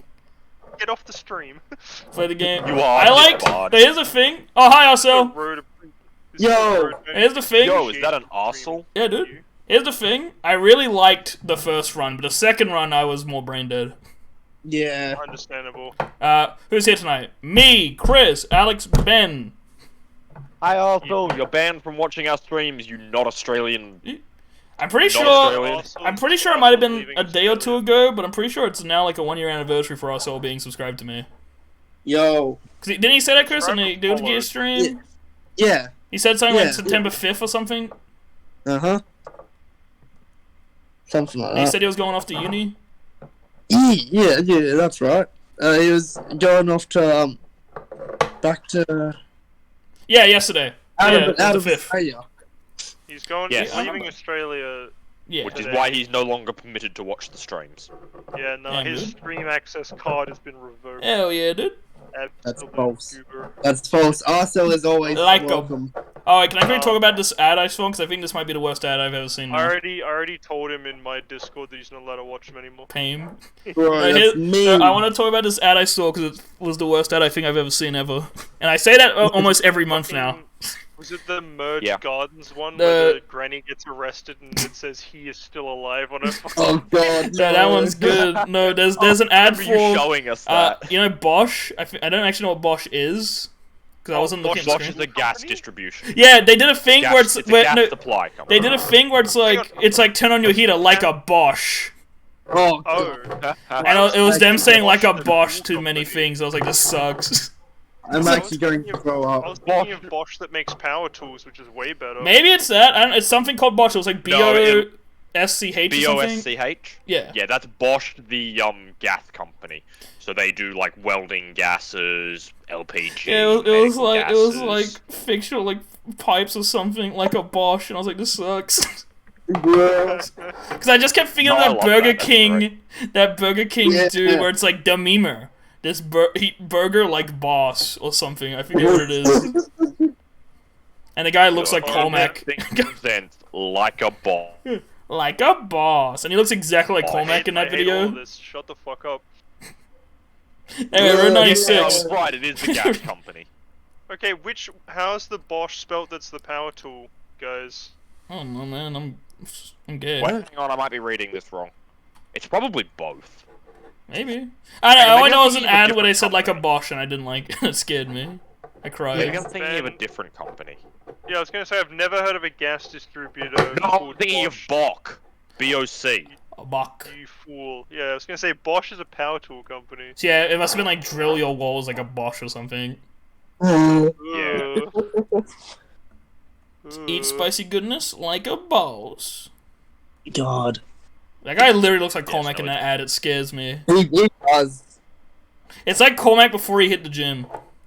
It's what he used to look like. Alright, I need some help, fellas. No. Yeah. Before we jump into Road 96, what VPN should I buy? Shut up. That's what. Jesus. That's not helpful. You're getting kicked out of the server. I use Opera, which comes with a free VPN. I use. I need a VPN program that I Like, can you can- install on my device. Yeah, on your phone and stuff. To, like, just I mask my use entire- Windscribe. I'm not using that. I use Express I don't know. VPN. I don't know why, Ben, but Windscribe just fucking not that it looks shady, it just looks really weird. Whenever I've like seen anything of it, I'm like, this does not look like a VPN. It doesn't have Well, it is. ads and sponsorships, so I don't trust Because it. they don't need Yeah, it. Mr. Beast hasn't told me to use it yet. Yeah, dude, Mr. Beast told me to use. Which one has he told me to use? I don't remember. Like a Probably boss. Nord Either and Express probably or Surfshark. Nord. No, I never see Express VPN ads. I only see Nord and Surfshark. I saw Express now and then, but I haven't seen it in a while. Oh, I see Express all the time. I see Nord and Surfshark all the time. Yeah, I actually Nord- don't see that many Nord ads anymore. Yeah. No, I I'm mean, not seeing Nord. I haven't seen it in like Surfshark ages, but like it's the one I will see most likely. yeah. Also, it's completely fine. Also, I get it, bro. Don't gotta feel bad, hang man. on.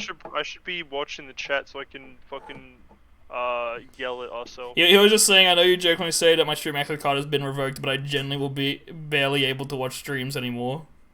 Oh, fuck. No. You weren't supposed to actually do that, goddamn. Now I feel bad. Yeah. It's okay. It's I don't okay, feel also. bad, We but- always, all three of us have our VODs enabled, Yeah. so you can always I- go back and check out. I the love VODs you, if my want to boy. see I know. what I always we've been up told to. us so that like I don't care if you're not there for the stream, man. I don't care if you watch any of my streams. Just be nice. Yeah. Call me funny and I'll be happy. Yeah. On Twitter, please. Call me stinky and I won't be happy. Stop, bad Chris. Twit time. Go on Twitter, look at the Unfollow random me. shit that I retweet, and actually no, I Go don't on retweet. Twitter, Look at the go random things that I to tweet. Gelly Duke's account and like the tweet about birds do be tweeting though. Do not.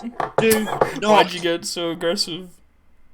Like my You don't tweet. even I know will the like how. context of- No, You like don't even know what the context of the tweet is, Chris. No, 'cause you get- haven't seen the no, fucking get Suicide Twitter. Squad yet. get I don't even Twitter. remember what the fuck the context was for that. I do. No, get Twitter and only follow me. I I've already upload forgotten. maybe once a month if lucky. A tweet. I Yes, same. upload. You upload on Twitter, huh? Yeah, you technically upload. Christ. You're uploading a That's post. that's exactly how little he uses Twitter. You're uploading a post. What, you want me to say I'm tweeting a tweet? Yep. That's Yeah. retarded. Tweet. No, you just say It that you're is. tweeting. You're still That's how- uploading that's how- information to the internet, bro. So true. You're out Are here trying to be all hip. Fuck you. Are you uploading it? You're typing digital. If shit. I have an image in it, I'm You're uploading an already image there. to Twitter, bro. Did you ever really have the image? It's not real. Yeah, I stole it because someone else uploaded it, now I'm uploading their uplinking upload. the Twitter servers. I steal their upload, and then I post it, and then I get the likes. Yes. Oh, actually, I just remembered another VPN that I've. Did you just seen punch your ads of. keyboard, Chris? It's like fucking. No, I'm opening up a something bag. to do with Oh. dogs. It was like a fucking guard dog or some shit VPN. Bark smart. Let me have a look Yeah. at this. Oh, bark.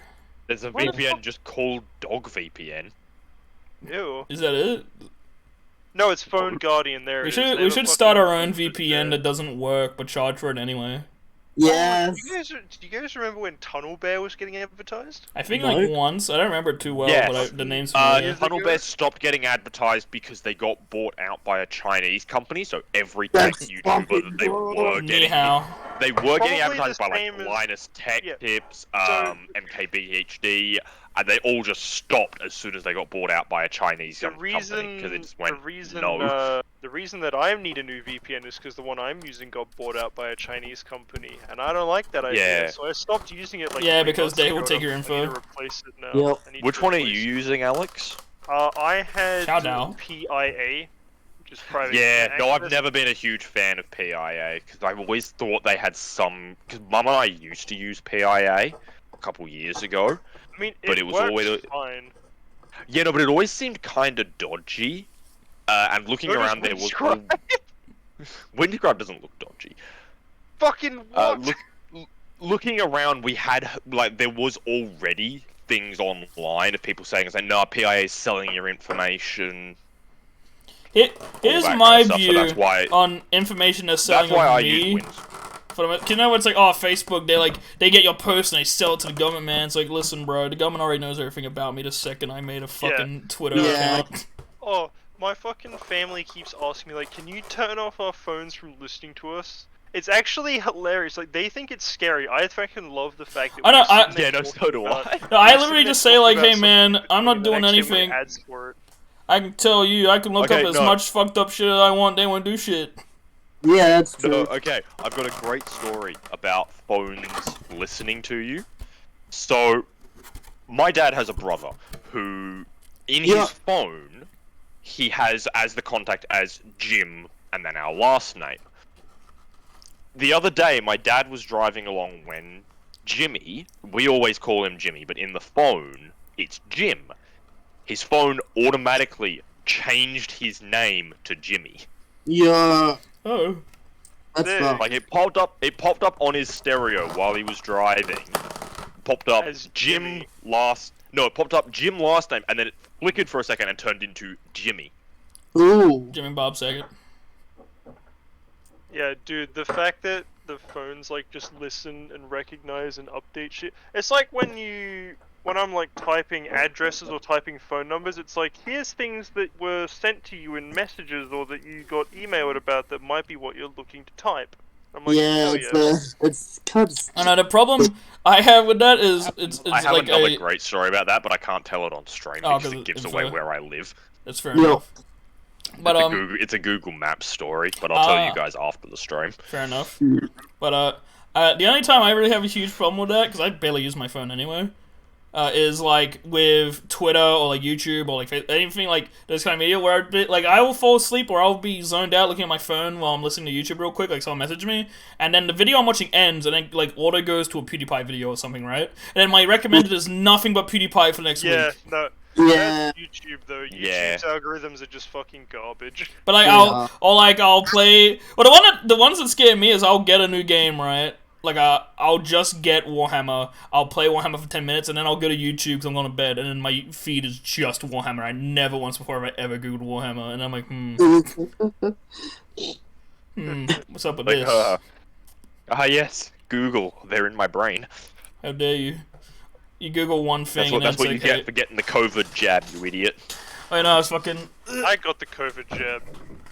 Exactly. That's why I'm on my way to get it, but I think I'm gonna be getting it when my dad kind of gets it, and he has to wait till October. So. Funny. The only issue with the COVID needle is only because my mom has a really weak immune system, so she will get sick taking it. She's gonna take it anyway. Like, there's no like, oh man, the vaccine's gonna kill me. It's just she has a weak immune system, and because it is putting, it into you. Yeah. But it's better she gets it than it actually getting in the system. That's why they fucking they keep you around for 15-20 minutes afterwards just to make sure nothing like bad happens. Like the very, very, very small chance of developing a blood clot or something. They fucking monitor your, how you, they just have you sit in a room and there's someone keeping an eye on you at all times while you wait to make sure, nothing happens immediately afterwards. But, my mom has a weak immune system, so the doctors are telling her, because my whole family, we're on agreement, we're getting the shots. Yeah. But, my mom's worried because it's, yeah, she will definitely get sick, and it's not that like she's scared she'll die; it's that she won't be able to go to work. Yeah. Because you know my mom, she like with like my Bruce and that, she wants to be there every day to make sure it's perfect. Yeah, which is understandable. So she will have to like leave. Her business. Yeah, and now she like owns the business herself. She has to like leave it in the trust of people younger than her, and she doesn't really trust them. Well, not that she doesn't trust them, but she likes the personal like watch. Yeah. No, so she's worried about that. But they were telling her like, no, you need the needle because if your immune system is so weak that if you don't get a needle, if you do get COVID, you will die. Because your immune system's weak, so you need to take the needle. I mean, they probably said it to most people anyway, so you'll take it.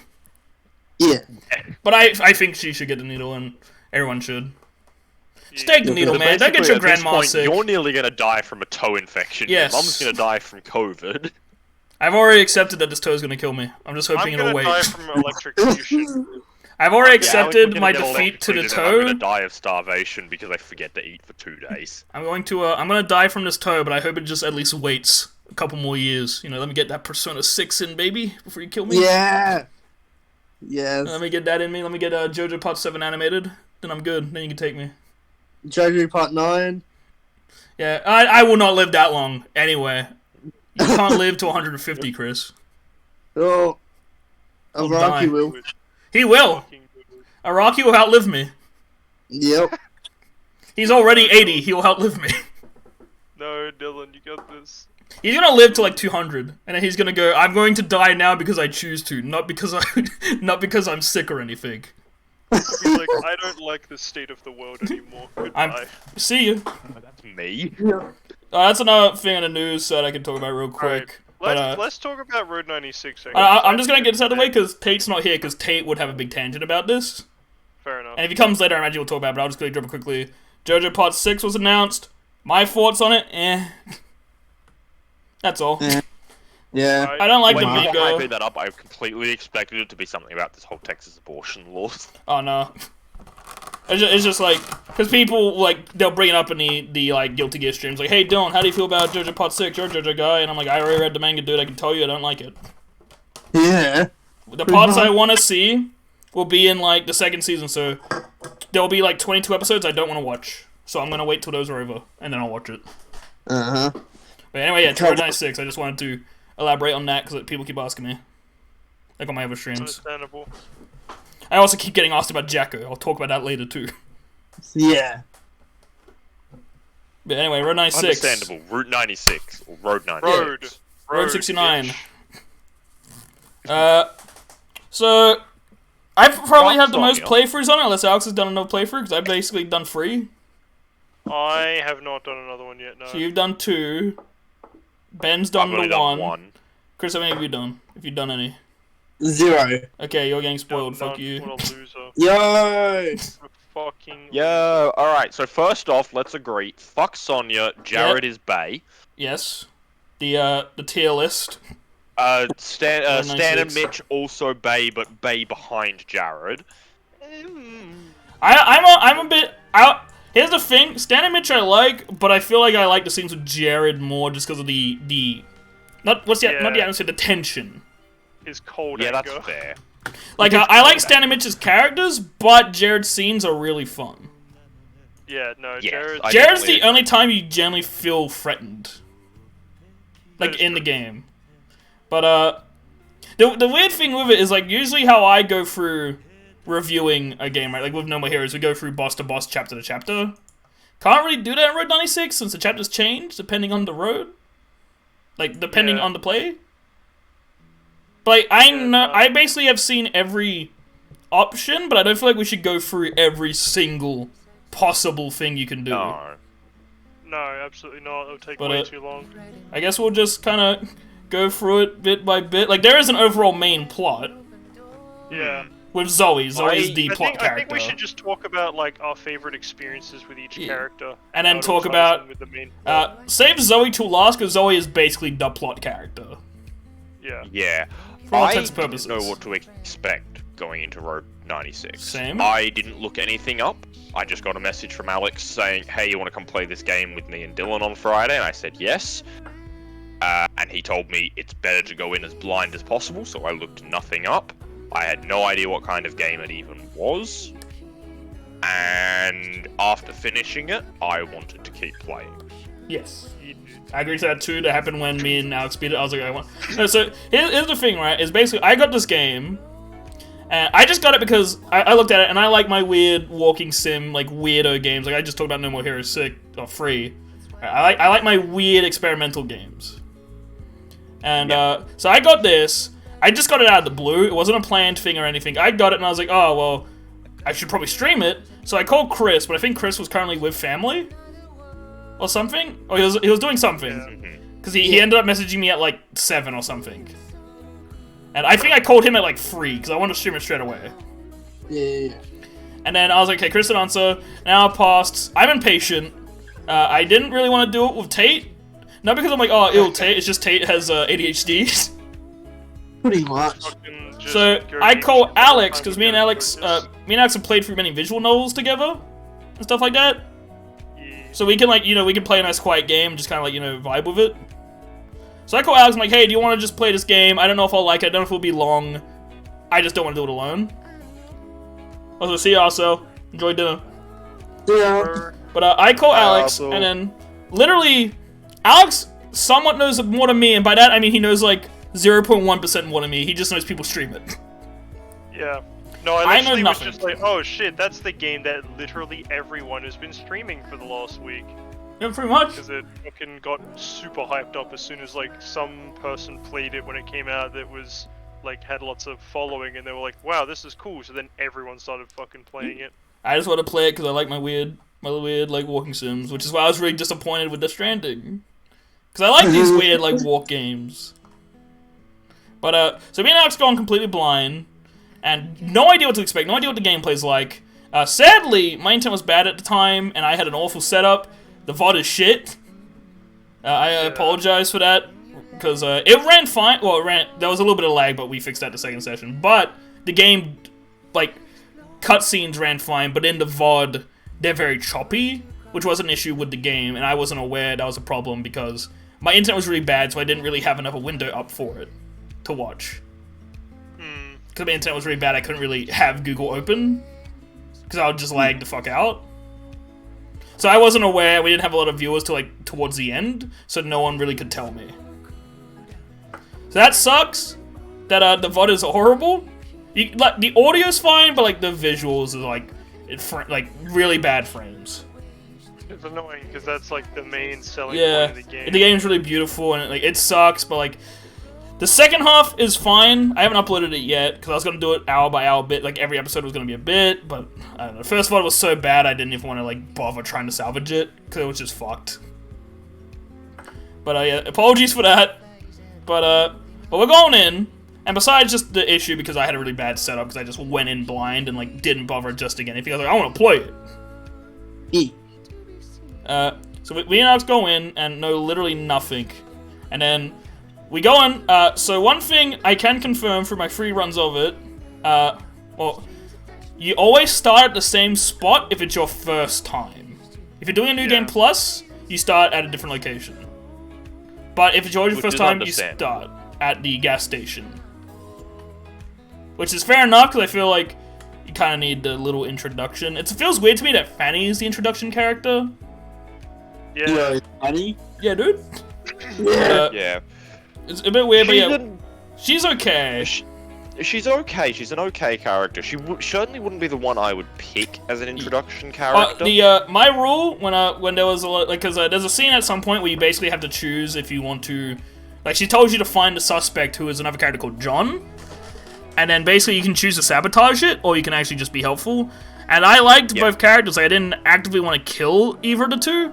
But what it came down to was, in the end, John's more interesting, Fanny, so you're going, I'm not helping you. Yeah, fuck you. Yes. Yeah. That's what it come down to in the end.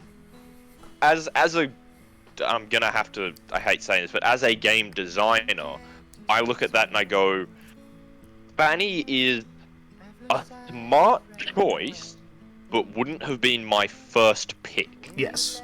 Oh no, because that was the debate that me and Alex were having, was to do the good run. Or John as the intro. Obviously, you wouldn't want to use Jared or fucking Stan and Mitch as the introduction, because that would Stan and Mitch are your comic relief, and Jared is the threat. Yeah. Yeah. But if I was doing a first run pass, I would have picked John, because John is a far more interesting character. He's tied in with everyone except for Stan and Mitch and stuff. Yes. But looking at it from a game design perspective, Fanny is the safest choice. She's the one that's easiest to ease you in with. Yeah, and easiest to understand who she is. Yeah, with a character like Alex, dropping you straight in with them, like what happened in our run, it's a bit abrupt. You don't really know what's happening. Like when you're in the bus with him for the first time, and he's like, "What's up, homie?" Like, who are you? Yeah, and the same with John. They're not a character you can easily drop in. But Fanny, as a character, she's kind of so bland that it makes her the perfect character as an introduction. It also, and the way they introduce her is just she shows up and then some other cops show up and she kind of like helps you a bit, which is It's a good. I think it's a good way to establish that not all the cops are bad, because in most of these games it's just like, oh, cops, generic enemy. Yeah. Yes. Just bad man. Hide away from him. And Fanny's like, I mean, she is the only nice cop in the game. To be fair, there's only like 3 cops in the game you ever meet. Yes. But yeah, Fanny, I'm not crazy about it, but like, yeah, it's like, it's like, am I going to, like, if I have to hold a gun, right? It's like, okay, Fanny's not getting shot because she helped me and she's a good person, right? Like, if I had to choice to kill Fanny, I would go, yeah, nah, easy no. Like, it was just to kill her. But if I was told either kill Fanny or kill John, I'd kill Fanny because John is the more interesting character. Yeah.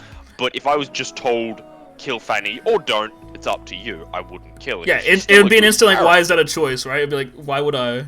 She's fine. Why would I? Opposite with Sonya. Instant shoot. Kill Sonya, absolutely. Yeah, just You're locked instant. in a room with Sonya, Hitler, and Stalin. You have a revolver with 3 bullets. Who do you shoot? Sonya 3 times. Yeah, all 3 and Sonya. No, Sonya 3 times. Sonya twice, Hitler once, Stalin's alright. Stalin's could go, no. Sonya 3 times. No, Sonya twice and then hold 1 bullet just in case anyone makes a move. Yeah. You just gotta like 3 bullets all to myself. Yeah. No, but then Sonya would live, dude. Bruh. At least 1 for Sonya if you want to kill yourself. Okay, yeah.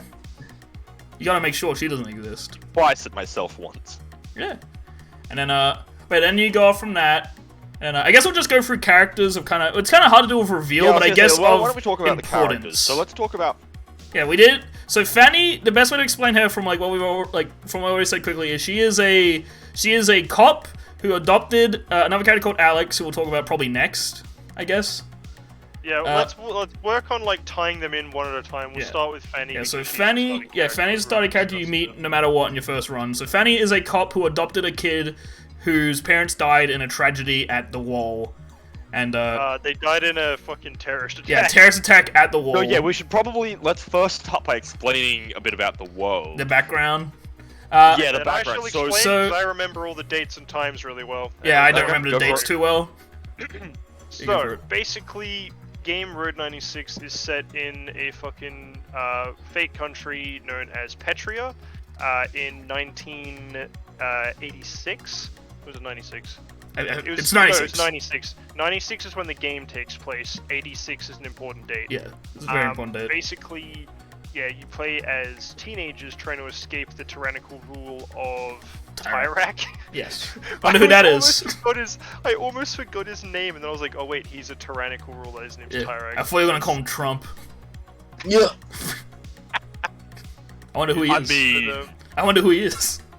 Oh. But yeah, so you're playing as teenagers who everyone's basically, all the teens are trying to cross the border to escape from Tyrak, who's basically sending them to concentration camps. Yeah, it's a concentration camp. Any sign of political dissidence, like any sign of them not agreeing with the government and shit, it's just alright, off to the camps. And Tyrak's government is shit. He hushes everyone with money and shit. And yeah, basically he's just a dictator. Bad dude. Yeah, he's a dictator. Country's gone to shit. Most of the adults just like trying to keep quiet, and some of them sell out kids when they see him hitchhiking, which is what happens at the start of the game. Yeah, get some money. arrive at a gas station, and the dude's like, I won't sell you out if you work for me. Then this other kid that's there, he just calls the cops on immediately. Yeah, he's like, hey, get this kid out of here, smells. Yeah. Racism. And, yeah, basically, the backstory, so that's the current world, is that you play through the game as separate teens that are trying to escape and nameless. They don't have voice actors, it's not third person, you don't get to see them, you just get referred to as like he's or she's. Kids, young blood, peach fuzz. Yeah, fucking all the different names the characters give you. So your whole goal is getting to the border and escaping in some way. Yeah. Many ways to escape. It's really simple. It's a really simple recipe. It makes for it makes it easy to tell the story without having to focus on gameplay, because it's basically a visual novel with a few extra elements. Like, it's a visual novel walking sim. Yeah, I agree with that. It's pretty chillax. You know how I would probably actually describe it? Because it's very similar to that, it's like a weird hybrid, and this is gonna make it sound bad, because, you know, Life is Strange is in this mix, but it's like Life is Strange meets Firewatch. Yes. Like, I know Life is Strange has a stigma now, and I even agree that a lot of the dialogue in Life is Strange is pretty it's because it was trying to be, like, really hip, like, memes. But like, Life is Strange has this kind of, like, weird gameplay, but it's mostly, like, a visual novel. But this has, like, the plot of Firewatch. Like, a good plot. No, it's, so yeah, that's our starting point, is you're a random teen trying to cross the border. The fucking adults hate you, the world sucks, the ruler's bad, so you're trying to leave. And essentially, the reason that it's so fucking disgusting is because, like, he was bad before, but he got worse after the bombing of 1986, in which a radical group known as the Black Brigades tried to assassinate President Tyrak by driving a truck into him. Yeah. Which failed because he detonated a bunch of explosives on a mountain and caused a landslide that killed a whole bunch of civilians and terrorists and fucking everyone. But he framed the Black Brigades for the explosion. Yeah, he framed the brigades for it, so everyone's like, the Black Brigades are terrible, but then some people are like, no, country sucks ass, Black Brigades. But the thing is, the Black Brigades also believe they did it, because John thinks they did it, and he was there on the bombing. Yes. Yeah. Yeah, John, like, he thought they did it for a while. Because he's like, the one Black Parade who doesn't believe in, like, super violence. Yeah, yes. he was. But we'll get to John later. Yeah. I just thought I'd mention that the Black Brigades think they did it too. Yeah, so basically, there was the bombing and the destruction of the wall in '86, which is referenced heavily throughout the game. It ties into a lot of characters. Yeah, pretty much every single character is affected by it in some way, except Sonya. Sonya's a bitch. She is actually. No, she's affected. She is, but she's still a bitch. Well, she's affected because of someone else's effectiveness of it. Because it's someone else who's really affected by it that makes it her affected by it. So from that, you meet Fanny at the start of the game. We spoke about her, and then her son, or her adopted son, is Alex, who lost his parents, who were Black Brigade members. Who were the ones that Tyrak said made the bombs. Yes. Yes. Actually, in actual fact, they did make a bomb, but they didn't use it. Yeah, they didn't use it. They decommissioned it, but he said they did it. Yeah. So Alex's whole thing is that he is a tech boy. Yes. He's a kid super. He wants to. Yeah, he's like a super genius hacker boy. Yeah, he's just a 90s hacker boy. He has a laptop and he's just mega hacks. He's actually a 90s game designer and hacker. He's combo. He's you know, he's the trope of the smart kid who can hack anything. Yeah. So he's He gets technology and boomers don't understand him. Yep. But his main kind of plot line is he wants to find info on his biological parents. Because he knows nothing about them. Yeah, his bio parents. But this is like where Fanny refused to tell him. Yeah, Fanny refused to tell him. They were Black Brigade members.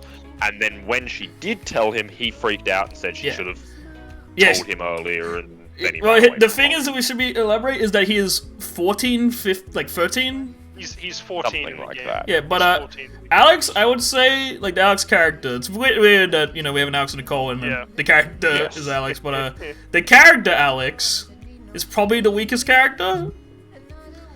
Because I did not agree with anything he did.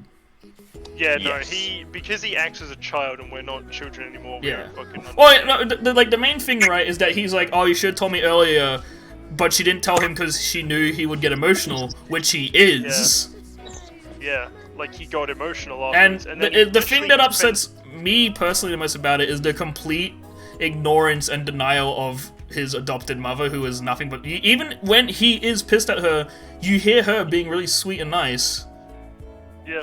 And he's like, no, fuck just you. trying to look out for him, and he's like, no, I don't want to talk to you. Like, it's beyond just, like, edgy teen, right? It's literally just like, no, I'm just ignoring you because I'm a dick. Well, not a dick, but, like, he's like, I'm angry. No, he's a dick. Well, yeah. No, he's not. He's 14. Yeah, but it just feels like he's too angry for such a weird reason. No, he's literally like, you didn't tell me my parents were terrorists, now I'm going to become a terrorist. Yeah, that's actually completely what it is. Because he literally started going and building a bomb for John, who I guess we No, care not about for John. now. For fucking... No, for Robert, who's only really seen at the end. Robert but John is John is the contact. Yeah, but John is actively trying to get him not to do it. But I'm trying to think if there's anything else I want to get to Alex before we go to John. I'm trying to think if there's anything else. Because, he wants to... He's building a bomb for the Black Parade. Pong, and that's all you need to know about it. Yeah, he's building a bomb for the Black Parade. He hacked McDonald's to give people burgers, and he also just gets emotional every single time he gives you the hacking thing, which is pretty useful. Yeah, he gives you the hacking thing. That's about it. And we got to talk to about, probably... He's at least in the top 3, John. John is my favorite not evil character. Yeah, favorite? Okay, no, here's the thing, is because we talked about this before, there's technically like 3 plot lines. There's Alex, Fanny, and John, Sonia, Jared, and Stan and Zoe. They're 3 different stories. Of the non-Stan Mitch kind of plot line, he is the best character. Yes. Yeah. I agree with that. By like a landslide. Yeah. He's literally John. Dad. Yeah, he's a really nice man. Yes. So John is a sort of like mid to late 40s trucker guy. Yeah, dude bro. He's very much your standard... Looks like the Giga Chad. Stereotypical... Looks like a Giga Chad. Very standard American truck driver stereotype. And his whole thing is that he's a member of the Black Brigade, but doesn't necessarily agree with everything they do. He has the Black Brigade radio. Aspect. Yeah, he's also in the back of his truck, he's driving around their radio transmitter so that the police can't find it and shut it down. Yeah. And he controls like the radio that gets more members. But he constantly is like helping out every teen he sees, and he's always just a very nice man. Yeah. He has a kind of romance with Fanny. Oh yeah. I mean, it is a romance. Which he fucks up. He fucks up multiple times. I just want to mention, every time they said that, I couldn't help but think of the fucking Family Guy gag. Because there's a Family Guy gag where Peter says he goes down to the basement once a week and has CB sex. Yeah. Jesus Christ. But every time they said it, that's all I can think about. Because him and Fanny talking to radio, because they never met, but he knows Fanny's a cop and he's clearly like he's part of a terrorist organization. So he's like, yeah, I really shouldn't meet her. Yeah, she literally had pictures of like him as a suspect on her wall, but she didn't know it was the guy on the radio she talks to. She didn't know it was her Papa Bear. Yeah, I completely forgot that they call each other Mama and Papa, and she says Papa in like a weird tone. It's really weird. It is. Also, he calls his truck Mr. Grizzly. Yeah, I like that. It's fact about him. Sick, but Mr. Grizzly's the greatest, and it has the emergency honk that's a bunch of dogs barking. Yes. But his thing is he is kind of like a father figure to Alex in that he's trying to guide Alex down the right way of protest. Where Alex is trying to act on emotion, where John is trying to teach him to act for an actual change. Yeah, and he's like, I'll give you info on your parents, just like don't join us. And then Alex was smart enough that he found out to contact Robert, and Robert's like, hey, this kid's techie, build me a bomb. And then we had a very different thing here when we played through with Ben, because when me and Alex played through, we actually convinced Alex not to make the bomb. Where in our run with Ben, we kind of made him do it. Yeah. Yeah. We're like, nah, dude, it'll be funny. Mostly because none of us liked Alex, and we just kind of kept ignoring all the critical choices. Yeah, just explode, kid. Don't care. Do you want to you're 14. No. But the John's effect, like how John is affected by the bombing of 86, is probably one of the most important ones. Except for one other character. But basically, he was in the Black Brigade at the time, and when shit wasn't going their way, like when the bombs were going off, he drove his truck in an attempt to kill Tyrak. Tyrak. He attempted to hit him with his girlfriend in the truck. I don't remember her name. Leo? No, Cleo. Yeah, maybe it was Cleo. With a C. Oh no, maybe no. I don't think it was Cleo. Started with a C. I don't remember, but she had black hair. I'm looking it up. Hang on. Yeah, look it up, but Laura from Mass Effect. Yeah, dude. But so she died in it because the truck got crushed and John got out in time. Yeah. So John feels really bad because he saw the bombing and he genuinely believes they did it, and the bombings caused him to lose his like girlfriend, but he still believes in the cause, but he thinks they should take different measures. Yeah. And he brings up the information now and then, and that's kind of like the reason he wants to get. It's kind of the reason why he's hesitant to get back in, like with Fanny, because he's like, oh man, I lost my last wife. Girlfriend at the time, but yeah. Well, yeah, but it hurt him, and he also lost 2 fingers. He is missing 2 fingers. Yes, he is. And he has some really fun interactions. He has that really good shootout one and the fucking soda one. You had to mix a drink for him. Yeah, so let's talk about Dylan and I's first playthrough, absolute blind first meeting John, was an interaction where he picks you up in his truck and he's clearly very tired to the point where you go to sleep, you wake up and he's asleep, so you have to figure out how to wake him up. We didn't do either of the other options in either playthrough. We just went straight for the emergency honk. Why wouldn't you? I'm pretty sure that like you'd have to do that. Like I have a feeling that if you tried the other ones, it wouldn't have woke him up. You'd have to do the emergency one in the end, because it clearly wanted you to find it. And then he's like, "All right, make me this special drink," which is when he tells you a bit about his girlfriend.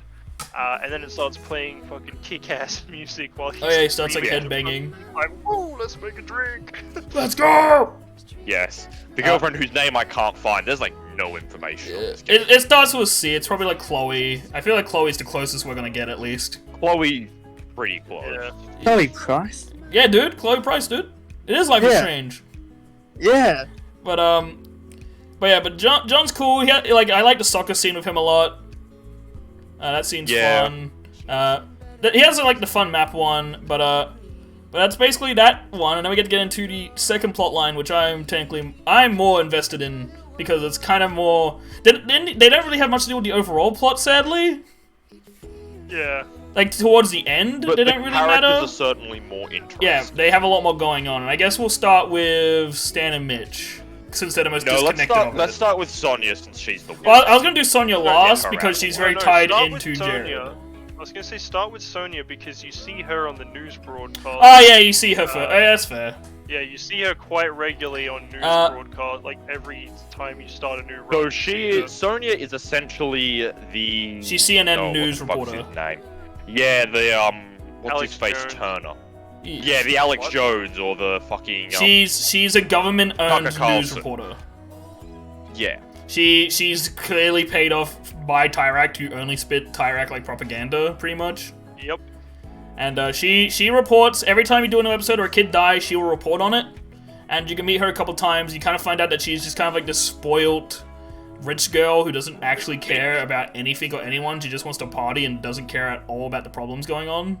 But then it turns out she does that because she's depressed. Yeah, trying to hide from a girl she couldn't save that got crushed in the rock bombing falling. of 86.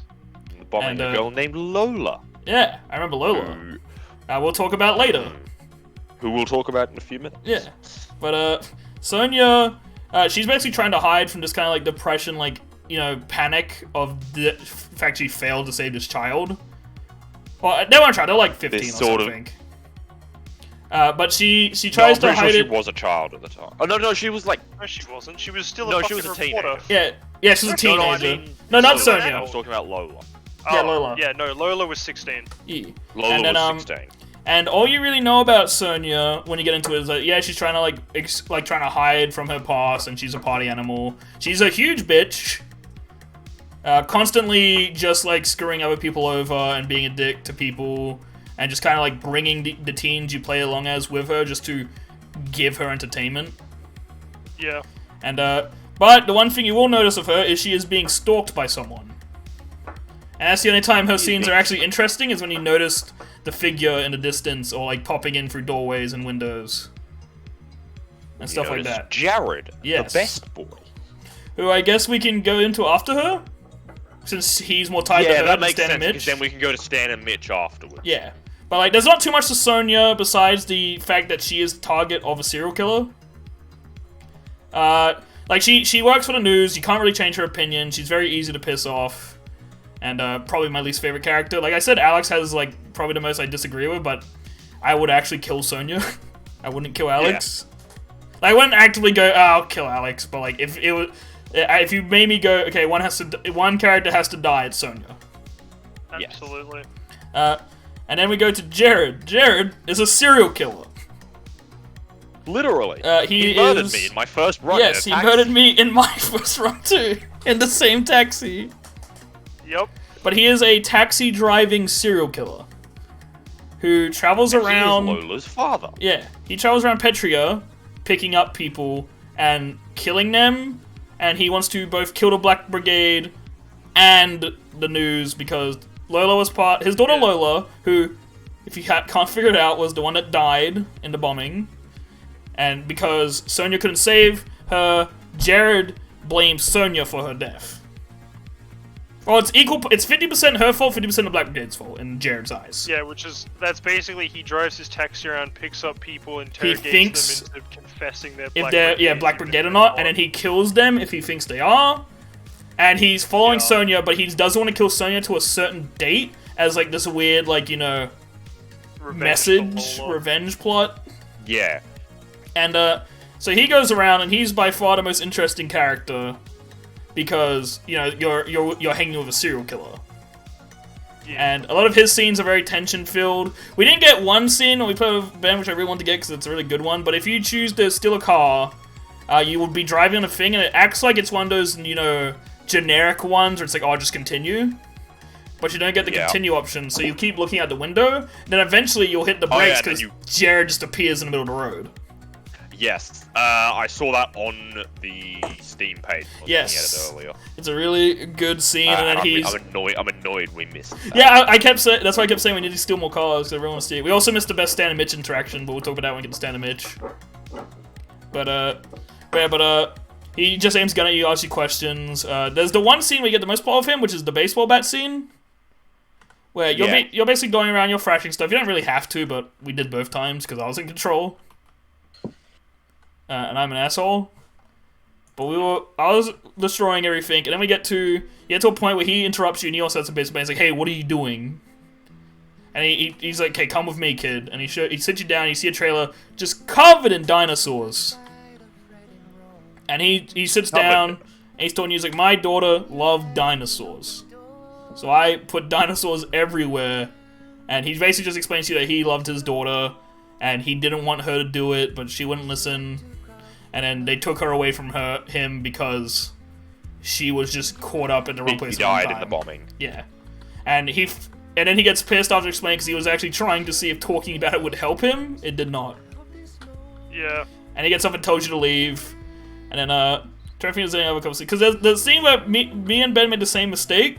Well, we don't really think it's a mistake, but, basically there's a scene where you're in a taxi with him, and then there's a dude in the trunk. And he goes out, and he goes to kill the dude in the trunk to shut him up. And the game wants you to escape. But Jared, at least to me at this point, and this was Ben's first time seeing him, so Ben didn't know anything about him. But for me, the only other interaction I had with Jared at that point was that previously I talked about with the baseball bat. Yeah. So I thought he was just with you, and he's just and we went away. He was a serial killer at the point because we never met Sonya. Yeah. Or Stan and Mitch that much, besides one other time. But it was the one time where they're oh, help us find him, but we didn't know if it was a red herring. Yeah. But So we didn't actually know too much about him, but because of that one interaction with him, I was like, oh, he seemed nice. Like, he has anger management, but, like, obviously he's killing someone or knocking him out. But I was like, I feel like if you just act cool, Jared doesn't get pissed, but he kills you if you don't escape that scene. Happened to Ben, too. But I just wanted to have more... No, I completely trust the serial killer. Well, it's because you want more. Like, up until that point, you were in, like, but right before the dude appears, you're in a sequence where Jared has a cold anger bar. Yeah. And you just, like, do as much as you can to not piss him off. And you're like, okay. Clearly, like, you ignore the dude in the trunk completely, and Jared's, like, he appreciates you for that. He's like, if you point it out to him, he gets mad. Yeah. So you just ignore him. We're like, alright, we'll just pretend that we didn't see anything. And he hops back in the car and he's like, so the good news is I fixed the flat tire, and the bad news is, and just shoots you in the face because you obviously saw what he was doing, so he can't have you running around. But the main reason I stayed was I just wanted to see more of what he was doing. He literally sits there for a solid minute and 10 seconds, beating a man in the back of his car while you're just sitting in the back seat doing la la la. I know, it's very easy to escape, it's just I wanted more interaction with him. Yeah, exactly. But that was dumb. But like, I don't blame Ben because I did the same thing, and my chat was calling me stupid for doing it. But I don't care. I want more Jared because Jared's great. Yes. And I'm trying to think of any other Jared scene. to me is the most interesting character because he has the most depth to him. Yeah. There's like I was just saying earlier, in certain scenes you can see a figure. You see Jared sometimes. There's one where you explicitly see him because it's part of that chapter. But there's like that one with the camera where he just appears. And then you see him like slink off. Behind her at the right time. Yeah. Sadly we missed one really good Jared scene with you, Ben, because you need to stand amidst to find him to trigger it. Yeah, and we chose not to do that on that. Because we were trying to see if we can get Sonya killed, which spoiler you can't. Yeah. Spoiler you can't. So we but in I'll just explain the scene for Ben. You probably saw it, but I'll just explain it. Basically, Jared will show up without his hat because Stan Mitch knocked it off him. He'll show up at a bar, and you're mixing drinks. He mixes the drinks for him, and then he just talks about how he's kind of had a new perspective, and how he's just talking back against it. He doesn't obviously tell you that, but that's clearly what he's doing. He tells you he has a new perspective, and he says probably my favorite Jared line, which is, "Hey kids, hey kid, never call a taxi. Yeah, just don't." It's great. And he puts his hat on. He puts on his new hat and leaves. Yeah, I remember you guys telling me about that from beating Robert to death. Yeah. And then he's like, hey kid, never call a taxi, I like you. It's the equivalent of, hey, don't come to school today. Yeah. Yeah. Fucking great. And he walks off. And but yeah, he's the most interesting. There's that one scene where he's talking about a gigantic park. And I'm so glad Alex did not put on the Lola tape, because I just didn't watch any. But I'm sure if you put on that Lola tape, he would have fucking murked you. Yeah, yes. Absolutely. Yeah. But yeah, Jared is very interesting. And he's the one that comes in like the most not the most times, but every time you get him, he's nice. He's either about to explode or kill you in every interaction. There's the one where he wants you to help him dispose of a body. That one's great. Oh yeah, you fucking go get the special soap and you give him fucking acid. And he's aiming a gun at you, and you had to tell the fucking like motel worker to leave. And then he shoots the motel worker when you walk up. Oh yeah. Yeah, if you try to ask for like something from a motel worker, he'll shoot him because he thinks you're like dobbing him in. And he goes, "Look at that! You got the motel worker killed. Good job." And so I wasn't dobbing. It's like, oh, my bad. My bad. Have a good day. Yeah, I just killed that man. See ya. Yeah, Jared is a legitimate psychopath. Yes, he is completely. And that's why he's such a cool character. Yeah, he's completely like delusional. He is just gone. He lost everything when he lost his daughter. Oh, yeah, he also had the stroke. Yeah, he has a stroke. I completely forgot to mention the stroke. He has like half his face is numb. Yeah. Which at first me and Alex kind of thought was a bug or something, or like he was just like a weird texture. When we first saw him a little bit, and then I kind of looked at it a bit in depth and was like, oh shit, no, that looks like that's a stroke. Because at first it might have been like, oh, his eye is just wigging out, but his mouth also is like paralyzed on one half. Yeah. Yeah, and then I guess we go on to Stan and Mitch now. Stan and Mitch, to sum up them very quickly, they want to kill the serial killer because the serial killer wants to kill Sonya. Well, they want to stop. Well, stop the serial killer. I don't actually think they are capable of murder. No, they're really not. No, I don't think they are. Also, they're bandits. Yeah. Let's remember, right? Bunch Stan of and bandits. Mitch have a rule which is always take a fake hostage and then they give them some of the money they steal, like for emotional duress, they call it. Yeah. So Stan and Mitch, you clearly find out, are like probably the actually like sweetest, like softest. I don't want to say something, you know what I mean? They're the nicest, kind of like, you know, they wouldn't actually harm a fly kind of guys. Yeah. Absolutely. The only time I think they've ever done violence is when they hit that girl that tries to attack them. Yeah. But like, they're like harmless. Besides the fact they aim a gun at your head, the worst case scenario to happen is they might misfire. That's about it. Yeah. Then I would actually be shocked that gun is loaded. Yeah. Yeah, no, like, they never fucking use it, so... Yeah, they want to catch the serial killer because they're after Sonya, and then it's later revealed that they are Sonya's brothers. Yes. Yep. And like, we're Sonya's biggest fans. Yeah. Because at first you just assume, like, oh, they're just, like, redneck idiots that love the news. Or something like that, just right? redneck They're like the pretty that have reporter. a parasitic social relationship to this TV star. But then you find out they're two younger brothers trying to protect their older sister. Yes, and it's like, oh, okay, that's actually wholesome. Yeah, that's nice. I like that. They're probably mine and Alex's favorite characters because they're really fun, but when it comes to depth of a character, I agree Jared is more interesting. Yeah. Yeah, I would definitely agree with that. Yeah, Stan and Mitch are very entertaining. They're just like, they're dumb bandits. Sonya has the most depth because she drinks and parties and cries. Just does crime because she's depressed. She hates it. Excuse me, I have to drive across town for a little bit. I'll be back in like 20 minutes. How long does it take to get to your house from mine, Alex? I'm not telling you, and also I'm not letting you in. I know you ain't weak enough to break down the massive door we have. He'll try his Fine, best. jump your fence. Ben, have you seen how tall our fence is? Oh, my son Yeah, I'll just park my car next to it and jump over it. I fucking hate model building. Baseball. I hate you. It's so confusing. Good. Let's get good. About? Model building. Model building. Like building a model. What? Oh, I thought you said muggle building because I've been watching I watched all the Harry Potter movies this month, and every time people say something that remotely sounds like muggle, it just turns into muggle in my head. Muggle is just a racist term for wizards. So true. That's facts. But I guess we'll talk about Stan and Mitch, right? Because Ben can just come back and say his piece on him when he's good. Okay, hey Ben, like even if we don't know things, like, hey Ben, do you want to elaborate on like Zoe and stuff that we talked about? No, I'm not actually going anywhere. That was a joke because Alex said that. Oh, Sonya was a thing. Oh, I thought it was something you guys were messaging in DM, like, oh, I gotta deliver something. No. Never mind, guys. I'm dumb. I'm coming over to beat Alex. I'm very gullible. That's something I have learned because I fall for games tricks all the time, where a character just lies to me, and I go, okay. I'm very gullible. I'm too trusting. I just assume everyone is telling the truth sometimes. Yeah, same. I trust them. The only people I don't trust is people like Tate. Because they will say the truth, but then they will lie by accident. Yes. They'll say what they think is the truth, but the truth they think is actually just a fucking lie. Yeah, it's just a lie they made up. Well, no, it'll just be like, oh, I'll be there in 10 minutes. It's 9/11. Holy shit, it's 9/11! Oh, it's 9/12. Yo, oh shit! Alright, 9/12 just so I said that, dude. But yeah, Stan and Mitch, they're not too complex. They just have, like, really fun scenes. The one scene that we missed, but I already told them about, is basically they make you play this, like, quiz. And it does, like, these fake, like, lights come out of nowhere, and it's like a, you know, Who Wants to Be a Millionaire-esque.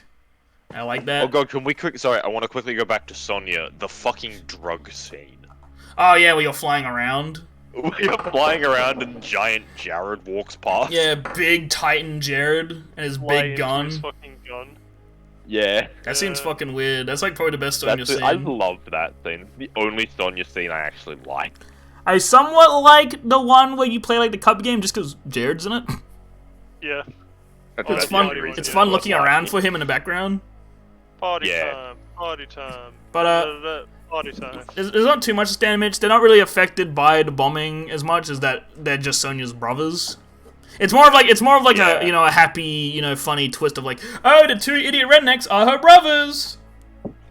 They're not actually Stalker fans, because that's what I thought they were. Yeah, so same. That's what we thought. Literally, yeah. Alex pointed out somewhat, but he's like, look at that big obvious to the twist, because they have a bunch of like of Sonya's like pictures and stuff, which could also be seen as a fan thing. But like they have like Sonya's like weird like star emblem hanging off their like crowbar. Yeah. Off his shotgun, he has Sonya's like shooting star on in their fucking shotgun. And I didn't see it till our second run, or like after we found out at the end of the first time. I was like, damn, how did we not fucking see that? Well, I feel like even if we did, we've been like, oh, it's just like merch, like they're just fanboys. Yeah. Exactly. No, I completely went in thinking, okay, these two are creepy stalkers. Yeah, they're going to like show up. To this. They're gonna show up and then like maybe say the day or something, and then it's gonna be like a funny like, haha, like Sonya, we love you, and it's like, who are these creeps? Get out of here! That kind of thing. I was gonna be like, oh That's man. what I thought it was setting up for, and then I was like, nope, they're brothers. Oh, okay. That's nice. It's sweet. Yeah, that's wholesome. Before we go on to Zoe, we should talk about the ways you can escape, because they're actually pretty cool.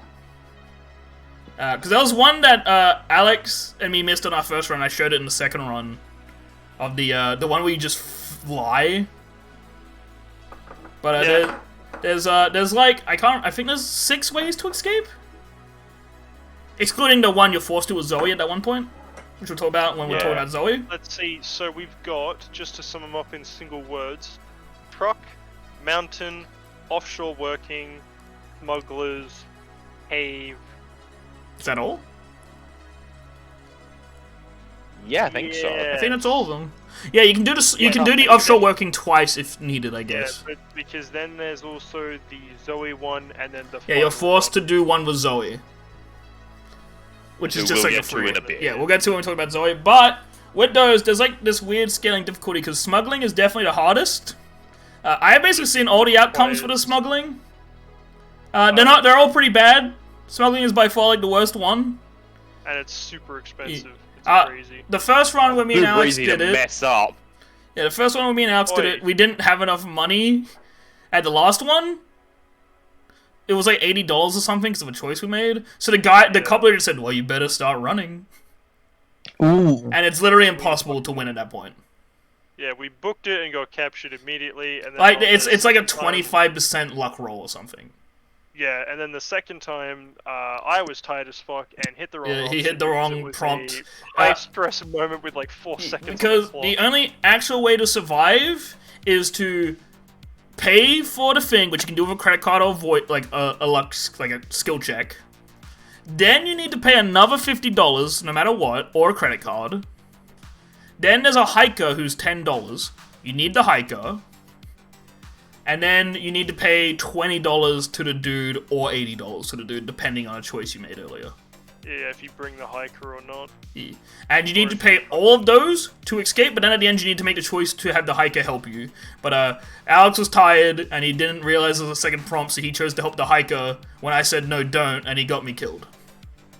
Yes. Because basically what happens is the roles are switched where the kid will help you climb the wall and he'll get shot, or you help the kid cross the wall and you get shot. We made it in spirit, in our minds. Not in mine. Yes. Oh. Dylan, I died. Dylan, forgive me, you fucker. No, I did it wrong, but it's a bad run, no matter what. People die. Yeah, no, 2 people die like a minimum of that run. Fucking you. The best escape, which we didn't end up doing the second one, because I guess we didn't have time to forget about the Zoe one, is the mountain. The mountain is pretty. Yes. Yes. You climb a nice mountain. Super chillaxed.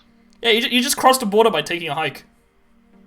Yeah, it's fucking great. And that was literally when we were doing that one, you and I did like, damn, this is just Firewatch. I haven't even played it. I saw a playthrough of it 8 years ago, but I was literally just like, wow, it's Firewatch. It's just beautiful, chilling out, fucking.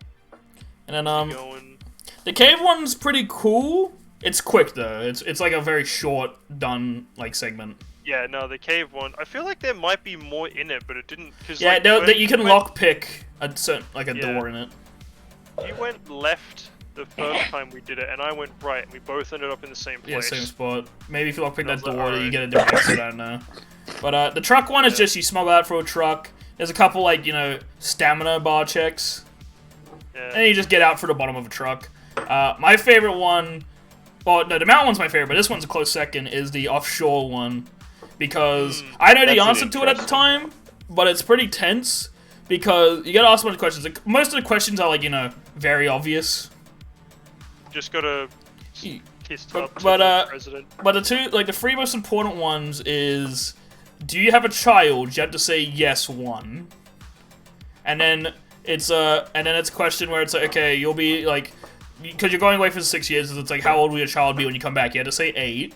Because you had to convince them you are old enough to have a child, because you're probably 16 or 15. So, they don't know your age, but you had to convince them that you are old enough. So, because you look young, you can get away with saying, my child's only 1 year old. Right? Like, that's the idea. And then for some reason, you had to say you have a pen pal. I don't know why you had to say you have a pen pal. But if you don't say you have a pen pal, they just don't let you cross. I don't know why the pen pal is so important. But yeah, that one's cool just because it's very tense. Pen pal, bro. They're everything. They are the secret of the universe. Fortune Pig sadly does nothing. Doesn't even get an achievement. I know, it's unfortunate. It's sad, but it's Fortune Pig, so we'll do it anyway. Yeah, every time. It's the rule. But, yeah, I guess it's time for Zoe, aka The Plot. So Zoe, you meet no matter what every run, pretty much. I didn't like Zoe. How about you, Alex? I didn't mind her. I thought she was interesting enough. Because I thought they kind of forced her tie-ins with things a little bit. For example, her father is the Minister of Oil, and she's basically just being a rebellious teen. She's like, no, I don't like my dad getting paid off by the fucking government to do this shit, and I want to run away and like get all these. And then like she wasn't a Black Brigade, but the Black Brigades were really interested in her.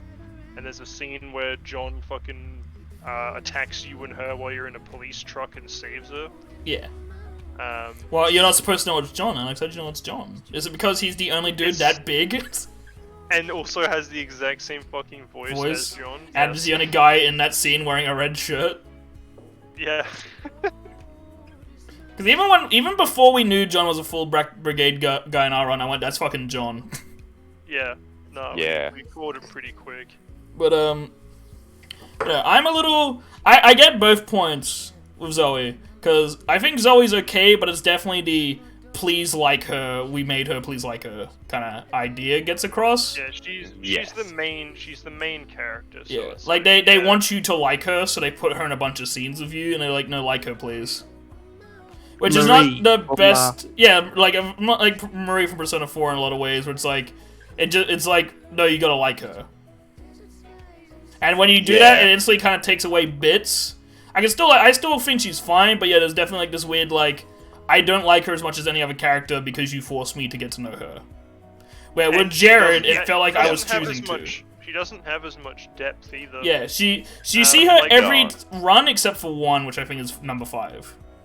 Yeah, she literally, to sum up Zoe, she is a teen rebelling against her father because she's supposed to be like you in a sense, like your character, but she's like better off. Except that she literally lives the high life. She's like, I don't want this while all the other teens are out there suffering. And I was like, no one's that fucking nice in real life. Yeah, everyone would go, no, fuck you, I'm rich. And then she ends up like not joining the Black Brigades, but she's like looking into it. And then she ends up getting documents proving that it was Tyrak that bombed it. Bombs because she got them from like her dad's office or some shit.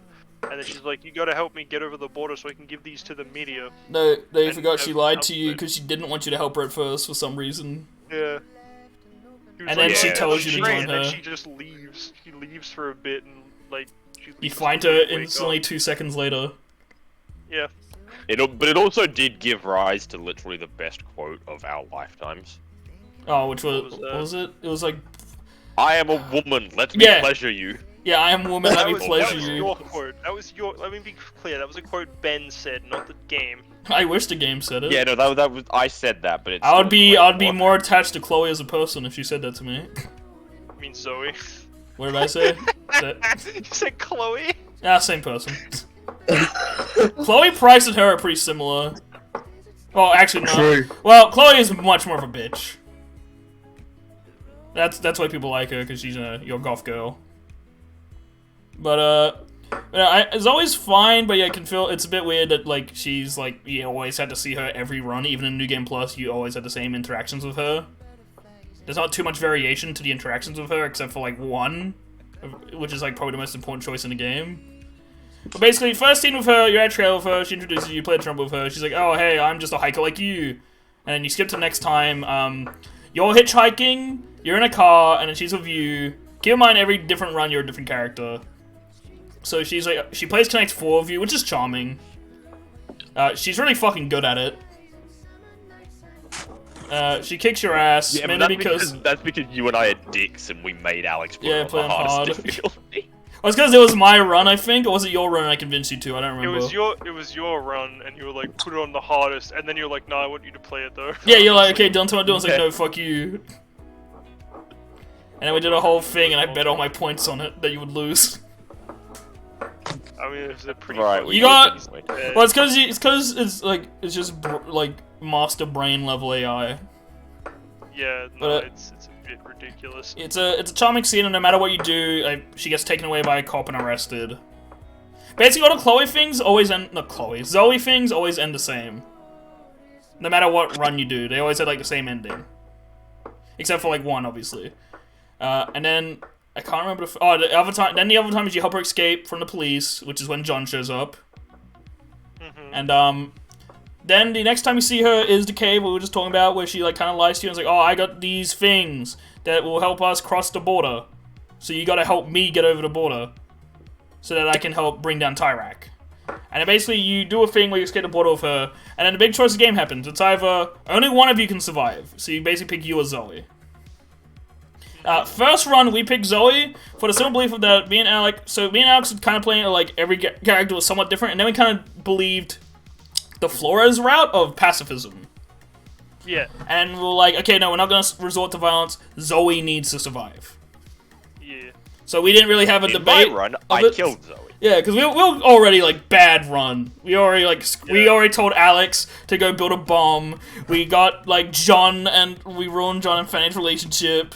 We were doing the worst things. I told Alex I'm actively gonna sabotage it. Like, I'm gonna be revolutionary violent lord. Pro Tyrak, like, dude. I wanted to go complete opposite. At least with my choices. I didn't care about anyway. I didn't care about anything. All I wanted was to be on Jared's good side. And we did. We're on Jared's good side. But then, like, so either way, like, she dies, but, basically what happens at the end of the game is the difference between that scene. But, so let's just go with Get Close Divide for this run, just because I have more to say, at least with our ending with Zoe, because she doesn't even get mentioned in the second run ending.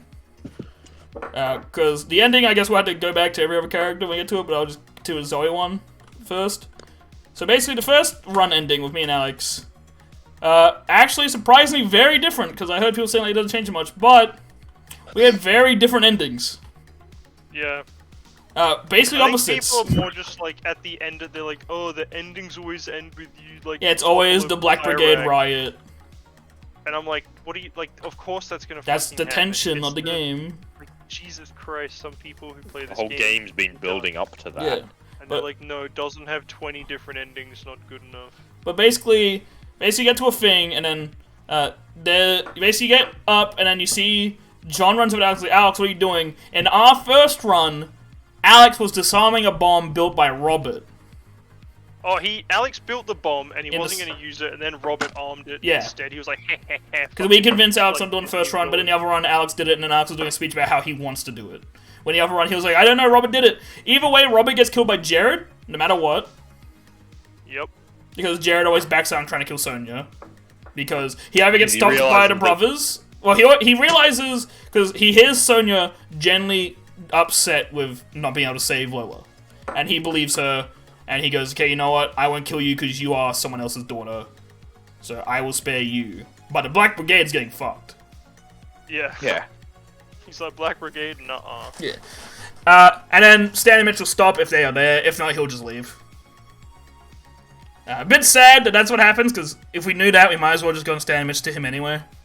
Yeah. For that bonus like interaction. Interesting. Basically, the difference is Jared shows up and he hears Sonya's talking to a woman about Lola, and if Stan and Mitch are there, they see him and tackle him. If they're not there, he just he loses his hat. he turns to leave and keeps his hat, so you don't get the bar scene. But if Stan and Mitch tackle him, you do get the bar scene, which is awesome. Yeah, where he puts on Robert's cowboy hat because he just killed Robert.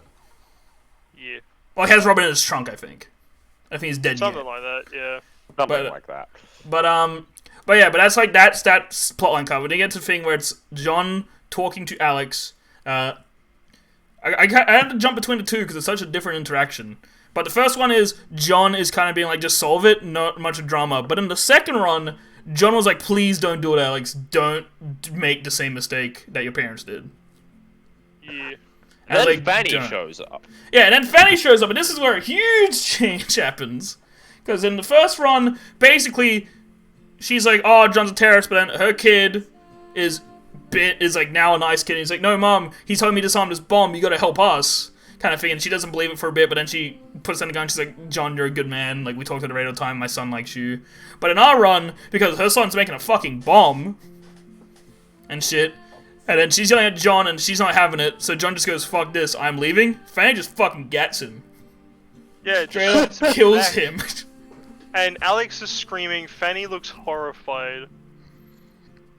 Yeah, but in the difference, like, in the first run... Everyone's fucking dying. In the first run, John's alive, and then he, like, I think he hugs Annie, and then Alex runs over. And then this is where the big thing happens, which happened in both our runs, which is basically escape or fight. I think we picked escape both times, right? We did. We picked escape both times. But basically, the difference between our escape and Ben's was, in ours, we actually escaped with John, Fanny, and Alex, and, like, joined that family. Like, we all became a fucking family. Which is a bit weird since you're just some random kid to them. Like, you're not even the same kid from the first or second or third or fourth or fifth or sixth run. Yep. So it's a bit odd, but I get the sentiment because, you know, oh, I like them. I want to be with them. Yeah. But the main difference was Zoe came back, and I think that's because when I interacted with Zoe that one time, I was a pro-revolutionary at the time. So Zoe came back with a flag, and then she's like, wait, why is no one fighting? And then she got shot. Yeah. And I was like, damn, sorry, Zoe. Like, damn, so's bitch. Like, damn, and she just got fucking murked. She got the thing out, though, so Tyrak was completely... Like, it was... I feel like we probably got... Probably not the best ending, but we definitely got a really good ending in the first run. Because it's like, oh yeah, Tyrak, like, went to jail. Everything was, like, resolved in a week. Like, all the kids that were killed by Tyrak, like, they have this huge memorial. It's fucked up, but, like, we can't fix who are already gone, you know? Yeah. And I was like, so yeah. And then that's like that ending. And then the other ending we got, which is very similar. I think Tyrak still loses, right? Yeah, he still loses. Yeah, but it's like months. It takes like 3 weeks, then... Yeah, and then it's like 3 months. Revolution continued to drag on, and there was many real deaths. conclusion. And then eventually Flores fucking basically kicked him out of office.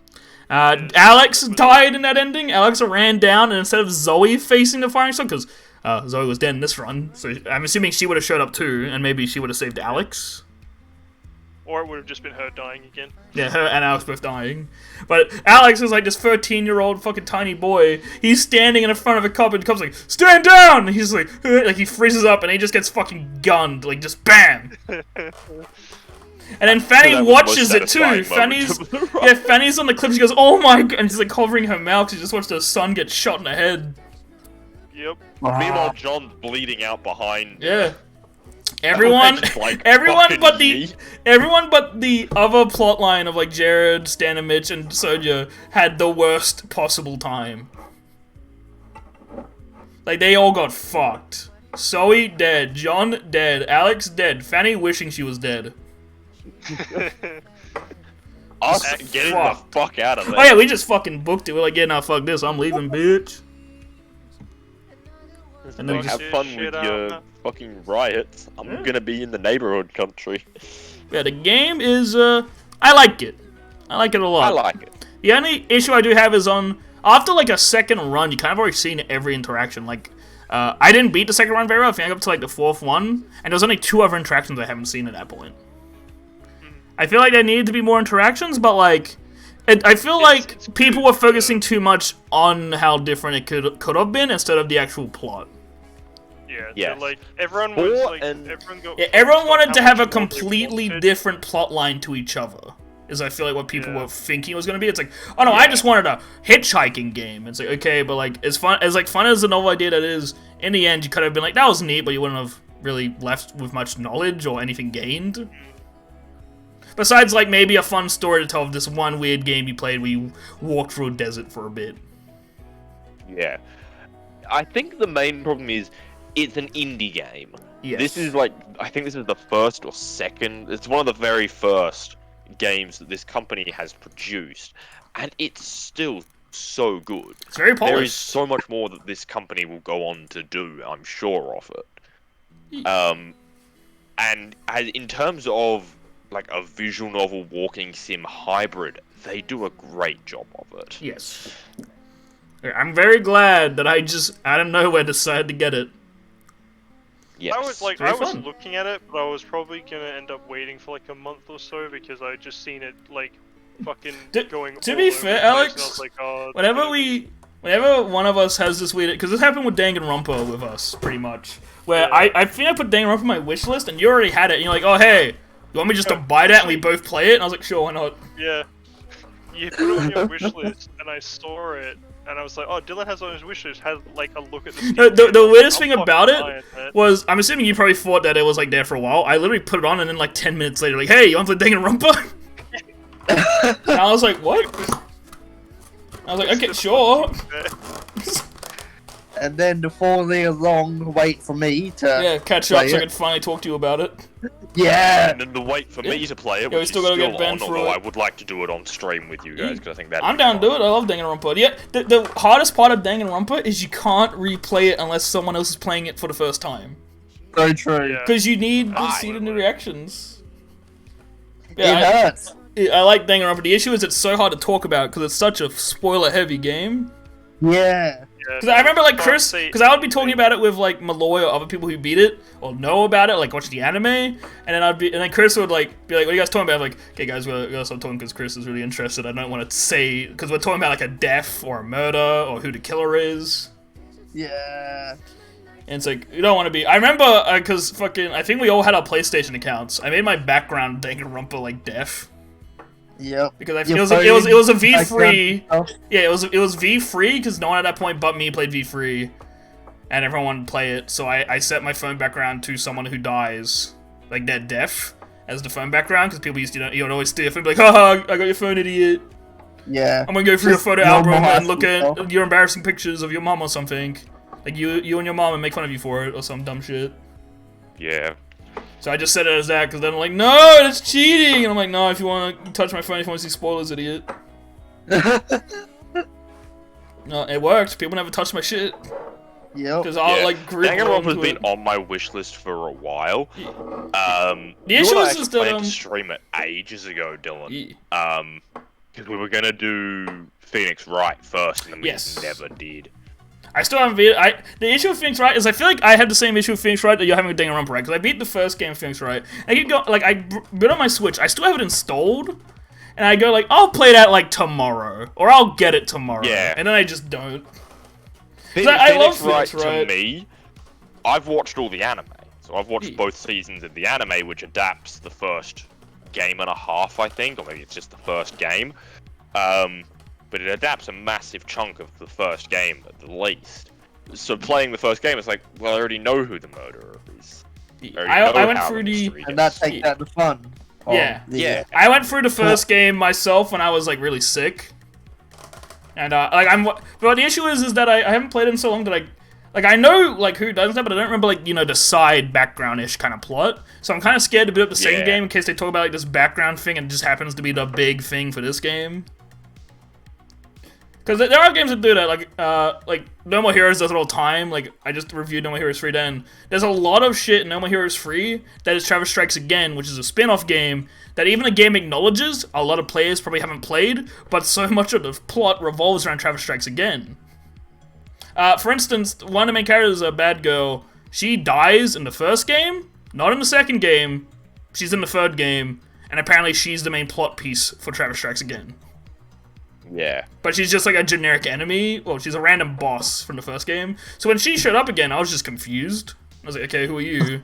And then who I thought was the villain of Travis Strikes Again shows up, dies, and then she's like, oh no, that's my dad. And I'm like, who the fuck is he? Yeah. Because even like Chris, when Chris is at my house playing it, Chris, because the cover of Travis Strikes Again is him and then that guy who was literally just called Bad Man. They're like banging their baseball bat and sword together, so it looks like he's the big bad guy, right? They're crushing, but he's the co-op partner. He's player 2. So now I'm a little upset. 'Cause I'm like, damn, dude, because me and Chris gonna play Fruit. I want to play as Bad Man because why don't I want to play Travis again? And I was like, damn, dude, I die. No hero's free. Yeah. So if I get attached to my character, I know he dies.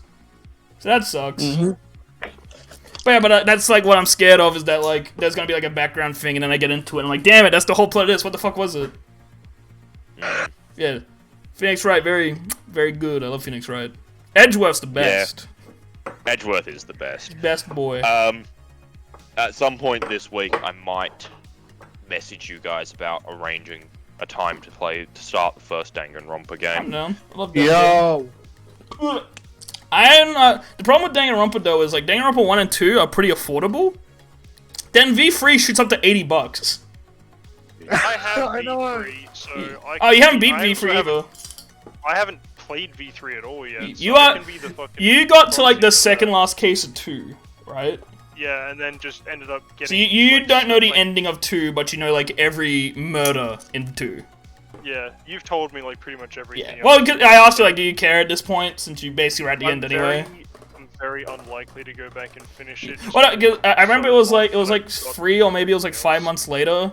And I was like, Alex, are you even gonna go back to play it? Because it's been 5 months. Do you remember every little detail of the murder case? Because you do need to solve a murder. Important too. But no, it's because you need to solve a murder, right? So if you get every clue. Yeah, and because I stopped halfway through it. Yeah. And Danganronpa has this thing of like there's clues that are just dialogue characters said earlier that you need to remember. Yeah.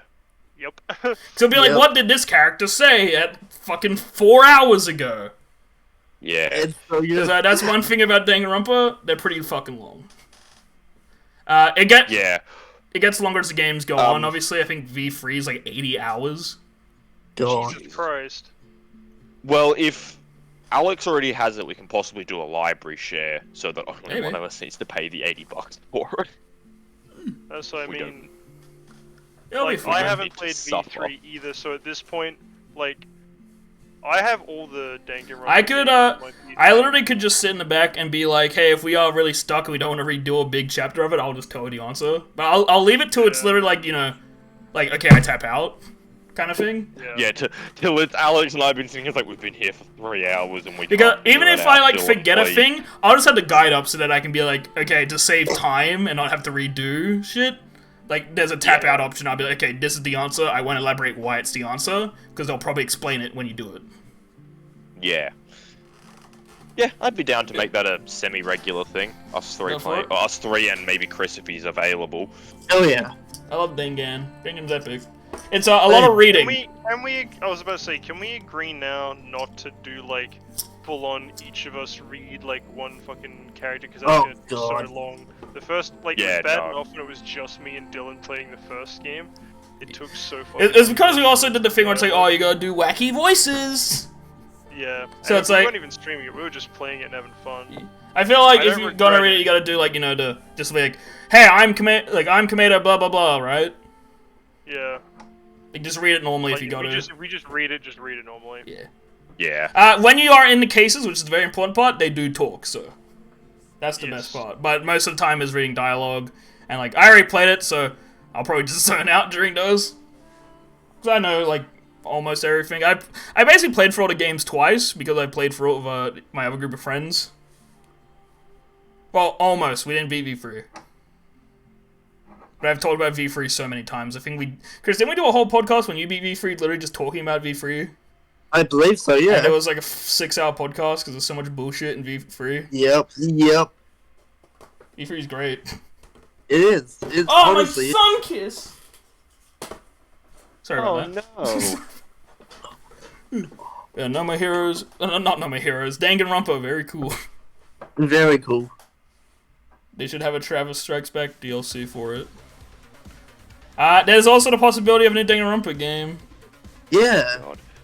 Even though they literally they're very clear that they don't like making it anymore because they hate their fan base. We also have F coming out soon too. Yeah. But that was like a big thing, especially at the end of 3. Like they're on Twitter saying like, "Stop asking for another Danganronpa. We don't care." I think like literally the actual time they gave like actual advice besides like, because they are kind of like, you know, they're assholes. Like they like messing with their fans. I think my favorite thing they did was they were like, "Oh, you really like this character? We paid the artists to draw him with fidget spinners. Hate him now." But like something I would do. Yeah, but they did a thing where they were like talking about like, okay, besides us just like, you know, the whole like we hate you thing, it's really hard coming up with creative deaths. So please stop asking us to make it a yearly thing. Because if you want cool cases, you need to give us time. Yep. Because it's hard. Like, it's either we have repeat cases of like the same way someone dies, or it just becomes a reference to another murder that's exactly the same, and then you go, lol, thing from previous game, lol. Yeah. It's like, we don't want to do that, that's stupid. So yeah, I agree with them. I feel like if they're gonna make another one, they should do it, like, take as long as they want. I agree with that with any game, though. Yeah. I don't know why people, like I like Persona, I want Persona 6, I'm not saying I need it NOW! Because Persona's a pretty long game. So I'm happy to wait. It's like, you know, I had to wait 10 years when No More Heroes 3, and then it's a 6 out of 10, so that's great. Yep, gotta love it.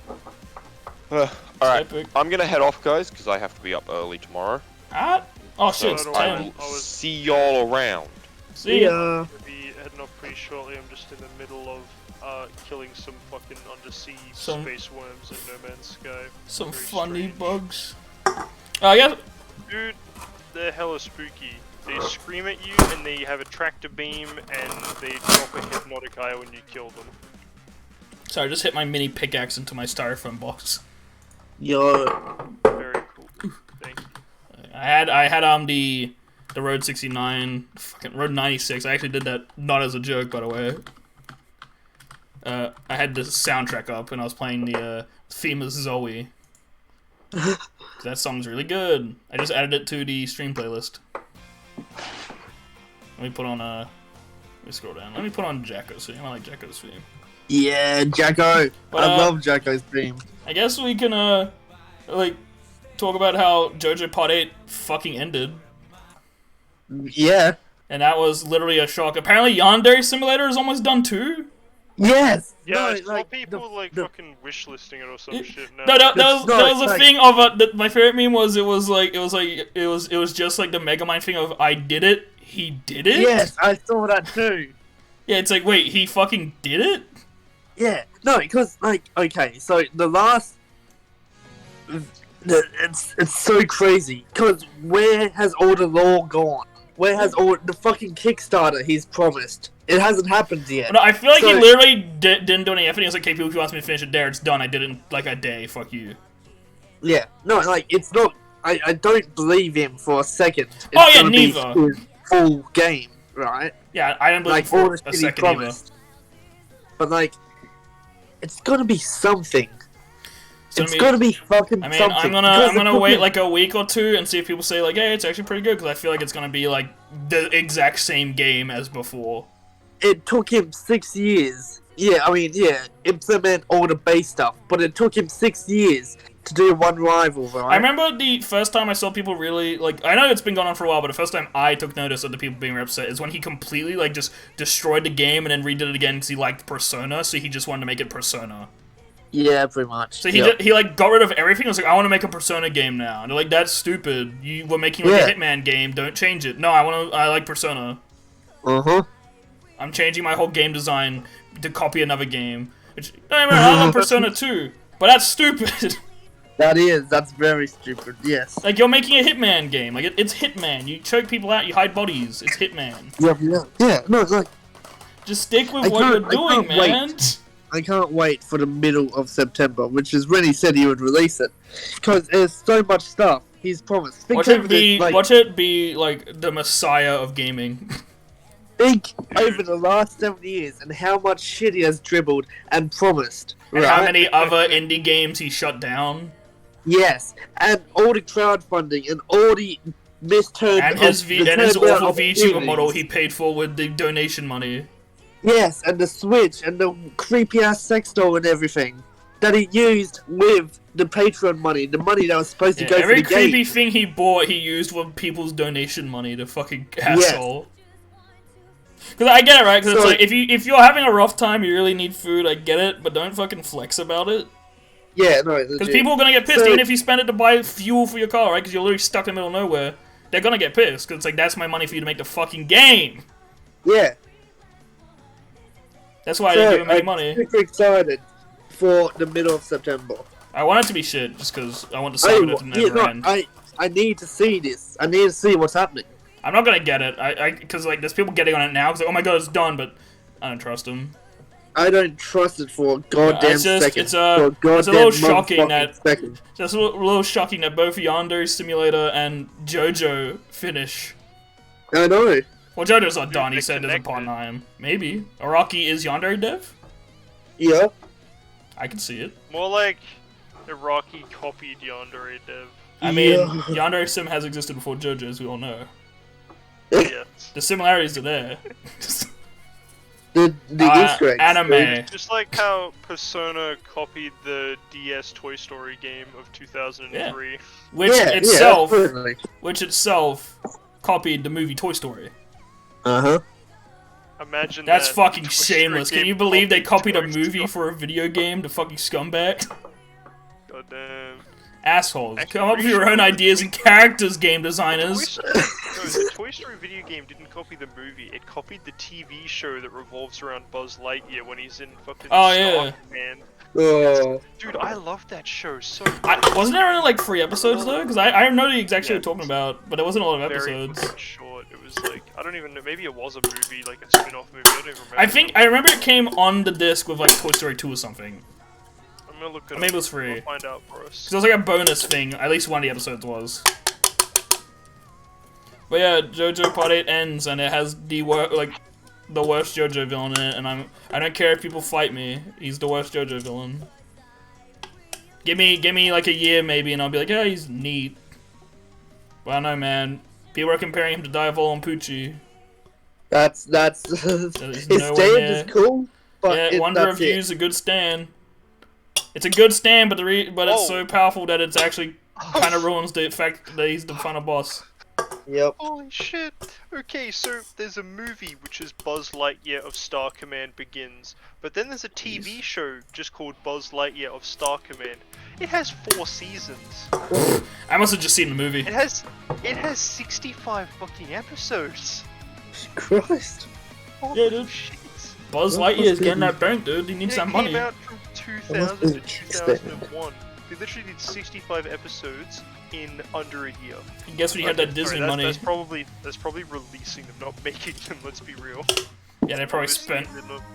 Imagine how dumb you'd have to be if you thought Anime Studios made a fucking episode of One Punch Man in a week. Yeah. There's people that do. I know.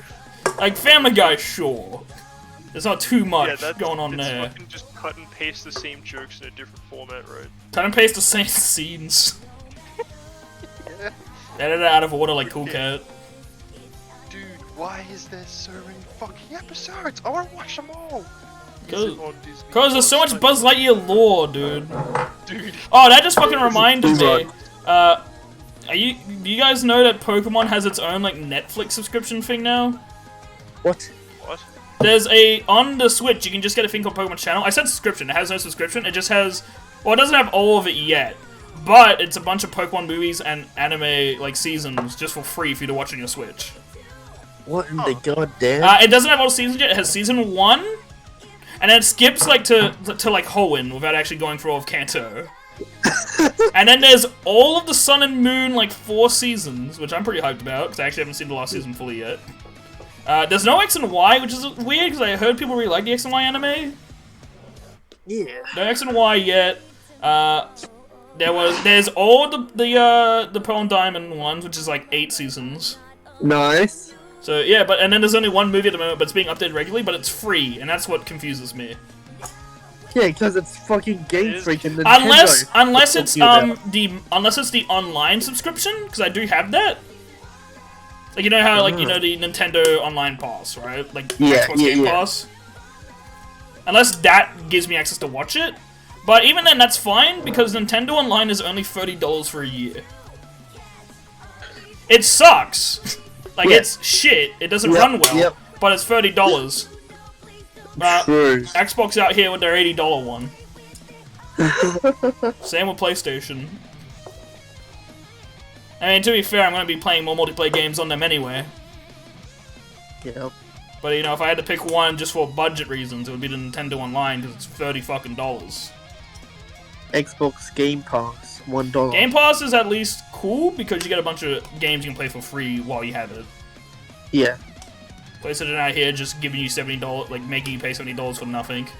Yeah, no, fuck. You don't even get to play the games that you download for free without a PSN thing, dude. Oh, yeah, Xbox has fucking changed their version to be like PlayStation's now, where all the games with gold that you used to just... Oh no, they changed that? They changed that back because they got a huge backlash for it. Oh. Because you can now play the games with gold without needing it, because I still have mine downloaded. Because they had a huge backlash, because they wanted to do some weird shit. They wanted to do the same thing that PlayStation does, where you have to keep the subscription going, and they had it going for a little bit, and I remember logging on during that time and being like, what the fuck is this? Yeah, I don't want to spend $12 a month to play this game. Yeah. Now, I'm probably going to play for like 2 days. Yeah, right, I might as well just go buy it at that point. That's what they want you to do. Pretty much. They also want you to keep gold so you can play online. I think they wanted to double the price of it, and that was a huge backlash, and then they backed down and then made games you didn't need gold anymore as an apology. Yeah. Or something like that. PlayStation wanted to cut off PSN Store. Yeah, no, because they were like, they said we don't need the PS4 store anymore. They wanted, well, the PS3 one kind of makes sense because we're in the second generation from it. Yeah, but the thing is, but they want to get the PS4 one too, which is like the PS5 just came out. I don't own it yet, and that was done. But if they plan to cut off the PS3 store, then at least port everything into the PS4 store or something, right? You're just discs only. That's what happened with PlayStation 2, dude. All the DLC. Just get fucked. Yeah. Loser. You had to get like the Game of the Year edition of every game on disc, which there probably isn't. Yeah, but Idolmaster 2 doesn't have a Game of the Year edition. Get it from Japan, then, loser. I did. But but I just remember the PlayStation because I remember I was even annoyed by that because it's so soon. Yeah, legit. Because if we go to the PS6, sure. Yeah. But we're on the PS5, it just came out, like, at the time, because this was just when the PS5 came out, it was, like, October last year. And also when no one could fucking get one. Yeah, and they're like, oh yeah, we're gonna cut off the PlayStation 4 store. Everyone's like, what do you mean? No one can still get one. Scalpers are still fucked. Yeah. But they're like, we're gonna cut it off, and then they're like, oh, well, just get a PS5, idiot. Yeah, good fucking luck. Like, just take out a bank loan and get it, idiot. Yeah. Man, that annoyed me just because. Console? That annoyed me just because it's so fucking odd of like a choice.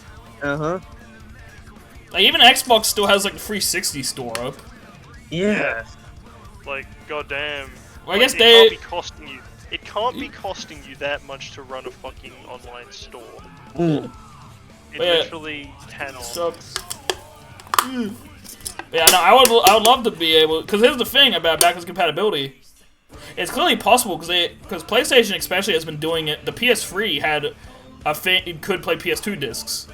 Yeah. And then they removed the ability to do it in newer models because they realized they can re-release the games again. Fucking actual. So like, there's the technology to do it, but that doesn't make them more money, so they don't do it.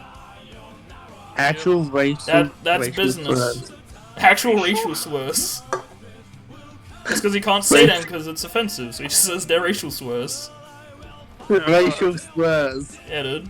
That could mean anything. You could be calling them crackers, which you're allowed to because you're white. But yeah, no, it's just dumb. Why can't I feel like every game should be destroyed and we can only play Mario. Yeah. That's Mario Tennis Aces. Yeah, Mario Tennis Aces, dude. Anyways, boys, I am gonna have to head off now because I have to go to bed. Alright. See you. See ya. I gotta be fucking awake enough to do all this goddamn Apple training that I will be doing until I go to Perth next week. I have never wanted to go back to school so hard than right now because I need a break from work because there's nothing to do right now. Like, it's so quiet. Ha! Nerd! The only stuff that comes in is just, like, crazy shit that I can't even begin to fucking handle, so I'm like, nah, I'm going to fucking... Have you tried handling it? Gonna go and like a man? Go and learn AC theory for 2 weeks.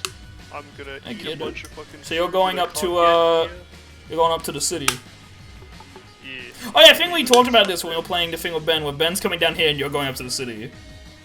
He's down here at the moment, and me and him are both driving up on Sunday. Oh shit. Wanna try doing something before you both head out then? Since I didn't really get to hang out with Ben last time he was here. Yeah, I would be down to go and see another... Oh, the problem is it's like, it would have to be like a Saturday, right? Saturday or like a nighttime thing during the week, yeah. We could just go get food. It's always simple. I'll probably have to get picked up though, I can't walk with my toe. Yeah, so just send Ben, he can pick you up in his little MG. Then I'll scream. Am I free to come? I'll get, sure dude. Get Oh, sweet. Hell yeah, I'll pick Chris up in my car. Yeah. No, Chris can get picked up by Tate on the moped. No! Tate's not coming. Well, you don't want Tate showing up in his moped and crashing into wherever we're hanging out? And not into my car, Jesus Christ. He probably actually would. Yeah, he'll probably like go near it as a joke and be like, "Oh, I'm gonna hit your car," and then he'll do it. And then he'll be like, "Oh, what a funny joke." And I'm like, "Tate, you understand how expensive it is to repair this, and how I'm gonna make you pay for it?" And then he'll be like, "Oh fuck," it'll be the Woolies debt all over again. Yeah, he'll just be like, "Oh, I'm gonna hit," and then he'll just like do a dumb thing and just slam directly into the car. If he fucking damages my car, I'd literally make him pay for new panels and everything. He'll lift it up off the ground like he's the Incredible Hulk and spin it like a basketball in his finger. Yeah. If Tate somehow got in a position where he wrote off my car like it was irreparable, I'd make him find and buy me a new model, like exactly the same. If Tate somehow like Simpsons Hit and Run made your car blow up so it's just the fucking like axles. Yeah. I'd literally be like, alright, we're gonna find another TT Mark 1 from like 2000. You'll never catch him, his moped's too fast, he'll leave town. Sorry, Yeah, I'll just borrow like one of the other cars. I'll just get on Connor's bike, and like Connor's bike can do like 300 km an hour. It's fucking crazy. Alex, do you know about paddle shifting? Yes, dude. Paddle shifting is the coolest shit, dude. How recently did you find out about this? It's been like around for like 10 years. Maybe like 2 weeks ago. He just got his license. Oh yeah, I just got my license too. Chris, yeah, that was this month. If you're not aware of what it is, look up the Audi R8. Dude, paddle shifting is so cool. I don't know what that is because I don't have a car or a driver's license. So let me break it down just for you and anyone who's interested on stream. Basically, you got 2 types of cars: manuals and automatics. Manuals, you got a gear stick that you move it in. Automatic, it shifts automatically. Like you just put it in drive and it does whatever it needs to do. Paddle shifting, because with automatics, you can put it in drive, or you can put it into quote-unquote manual/sport mode, as they call it. Oh, that's what Malloy does. Yeah. Which is where you have to like push the stick forward or backwards to shift the gears manually. Paddle shifting is just that, but it has little, basically like flappy paddles on the steering wheel that you use to shift up and down. Like yeah. I thought you were gonna say Flappy Bird, and I was gonna say, okay, how does this tie in? No. Malloy activates sport mode, but I don't think he knows what it is. Yeah, no, it just means you have to fucking shift manually. Okay, let me put it this way. Sport mode in low-end cars, like under 20 grand, just means that you shift manually. Sport mode in cars that are 20 grand and more means that it fucking actually turns into a sports car. When Malloy does it, his car just like gets more speed, and I get whiplash on every turn. Yeah, it's so good. Yeah, because Malloy just does it, he'll activate it without anyone noticing, and then he'll just fucking speed and like the car park at Woolworths and just turn all the time, and you just see Tate screaming. Yeah, it's so fun. Yeah. It's scary though. What car does he have? I don't fucking know. Alright, Chris, allow me to show you the steering wheel of the Audi R8. It's basically just a fucking Xbox controller at this point. Let's go. The gamer car? I need to find it. Yeah, no, this is a car that is my dream car. It's $400,000. Brand new off the factory floor. It's a V10 with 580 horsepower. And it looks amazing. This is the fucking heads-up display and steering wheel that it has. Yeah, no, the little chrome thing you get above the start and above the big paddle. That's the paddle shifting. Yeah, there's paddles behind the steering wheel. Oh yeah, I see them. Yeah, that little pop up. Is how you shift up and down in the gears. Yeah. That's how you die. I know, it is. It's awesome. That's why you like it. It's the closest you get to death. Yep. Here's another picture of the interior. The Audi R8, by the way, can do 0 to 100 km an hour in 3 seconds? 3.2 seconds? Yeah. My little fucking Brum Brum car, the TT Mark 1 that has 6 less cylinders and 400 less horsepower, can do it in like 5 seconds though. Ooh. Jesus. Audis are just good. Here's like the full interior picture of an R8. Yeah, nice. But let me tell you this, because this will make you jealous. I have a cardboard box with some wheels on the bottom of it. Dude, when I go down that hill. Wait, so Chris, you've never seen an Audi R8 before? I guess not, no. Alright, let me show you a picture of it, and hopefully, let me find a good one. I know, like, nothing about cars. I'm a gamer man through and through, as sad as that is to say. I can tell you about, like, console specs, can't tell you shit about cars. You'll recognize this from GTA 5 as soon as I post it. Oh yeah, I was about to say my knowledge is, yeah. Okay, oh that shit, one. yeah, nice. I was about to say my car knowledge is limited to GTA 5. And you don't even know what the And I'll tell you the fake in-game title. Yep. So, Dude, that's not a Panto, bro. Bro. I fucking love the GTA Panto. It's so shit.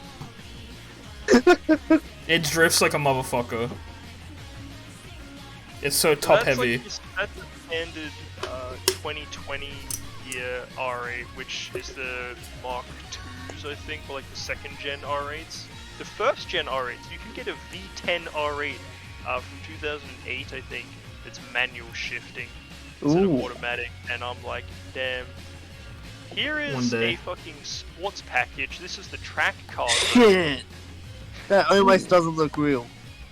That one, I think it might be the CG image of it, but that's pretty much what they look like in real life. Wow. The rendering shit they use for making car images is crazy. P-gloss. Yes. So yeah, this is what oh, hang on, Dylan, I found the perfect R8 for you. Literally, like you were talking about cardboard box with wheels on it. Yeah, dude, like a Dylan's soapbox car. R8. Yeah! A second, I'm getting my dream car up. Yes! That's the one I drive. Holy shit. I like the white background, it really makes it look not cursed at all. Second, I'm getting my dream car. Google load. Google, please. Find more track edition pictures, cause yeah.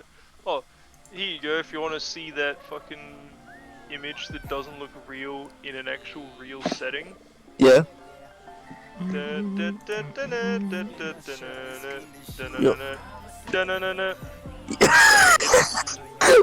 Oh my god, it fucking glows. Yeah, dude. Fucking identical, bro. Second, here's my dream car because I like to show off my wealth. Yeah, the Gucci car. It's the Gucci sandal car. No, it's a fucking ute. No, it's the Gucci car. The Gucci sandals. And then here's another. Where is it? Here's another track edition of the R8, which is the edgy red edition. Wow. It's fucking sick. Ooh. Ooh. Now let me show you my car.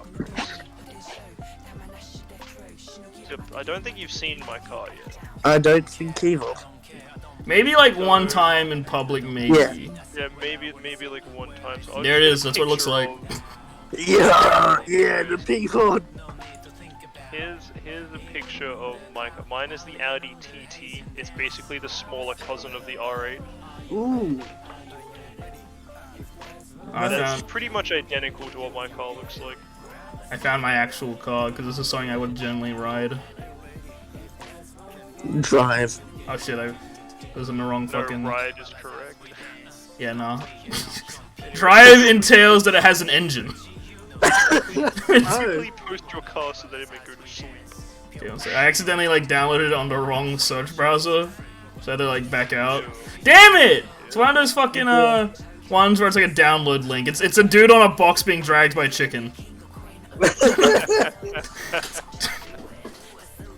That's the car of my dreams. Yeah. It's like it's like all its feathers are gone. It's just a naked chicken. Ooh. It's worse. It's just dragging this cardboard box. It's just this Asian dude standing on it. He's not even sitting.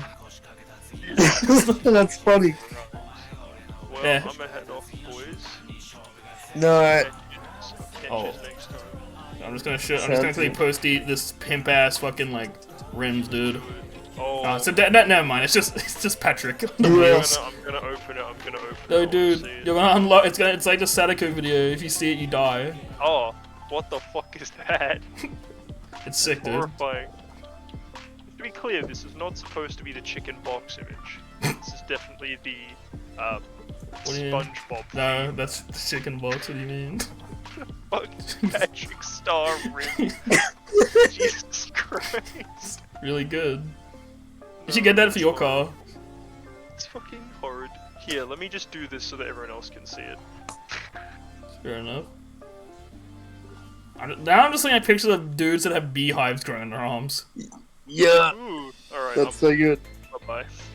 See? Yeah. All I typed in was cursed car images, now it's people with beehives growing on them. Yeah. Fucking. I was listening to fucking Guilty Gear theme, and now the fucking Sushi No More Heroes song just started playing. Nice. Hell yeah. Ooh.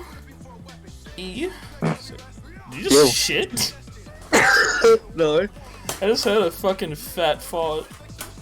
Is that actually a fart? Yeah. That was so loud, dude. Was that like one of those ones you thought was gonna be quiet? Because I heard you go, ooh. You know, I was dancing to a Taki boss and then ooh. That's a disgusting dude. Yeah, dude. I was not expecting that to be real. If we're gonna say something like, no, it's my chair. You know, I've never, every time I hear it, it's never really a fart. So I'm just getting into the groove real quick. Idakimasu's playing. Dude, sushi's real, bro. You know what we should do? Yeah? Since we're basically already starting it, play all the No More Hero games backwards. So we start, you start with 3, with Wing Strikes again, then we do 2, then we do 1. I was just thinking that the other day. Because we're basically going to be playing Shadow Strikes again next. Yeah. I'm going to have to buy 3, which is fine. I was planning on buying it anyway at some point. I think I have 2 and 1. I mean, yeah, you can just bring your Switch if you want, or if you got them physically, you can bring those, because I don't have them physically. I don't, but like, yeah. Yeah, you can just bring a Switch. Yeah. And then you get to save on your account. Yeah. We also gotta fucking play, Barkley as well. Shut up, Jim. One day. Funny. Yeah. I don't know, man. Shadow Strikes again is basically the same. It's so true. Just replace basketball with baseball. Yep. It's basically the same thing. Dude, Killer 7's in it, dude. That's more shocking than anything being referenced ever. Killer 7. I know. Because Killer 7 is like the epitome of like weird Suda 51 games. Yeah. Because there's that fucking suicide scene. The fucking Russian roulette scene is the best. Also, fucking, I was really confused. Because I don't know if this has anything to do with No More Heroes 3, but we were talking about No More Heroes for a time, and a dude in chat, Ultimate Chat, was aware of what we were talking about. Like, he was reacting to, like, us talking about Destroy Man and stuff like that. But then, while we were talking about Sonic Juice, or maybe a bit after, maybe we were talking about Henry, he asked, hey guys, which Fate route did you think is best? Oh.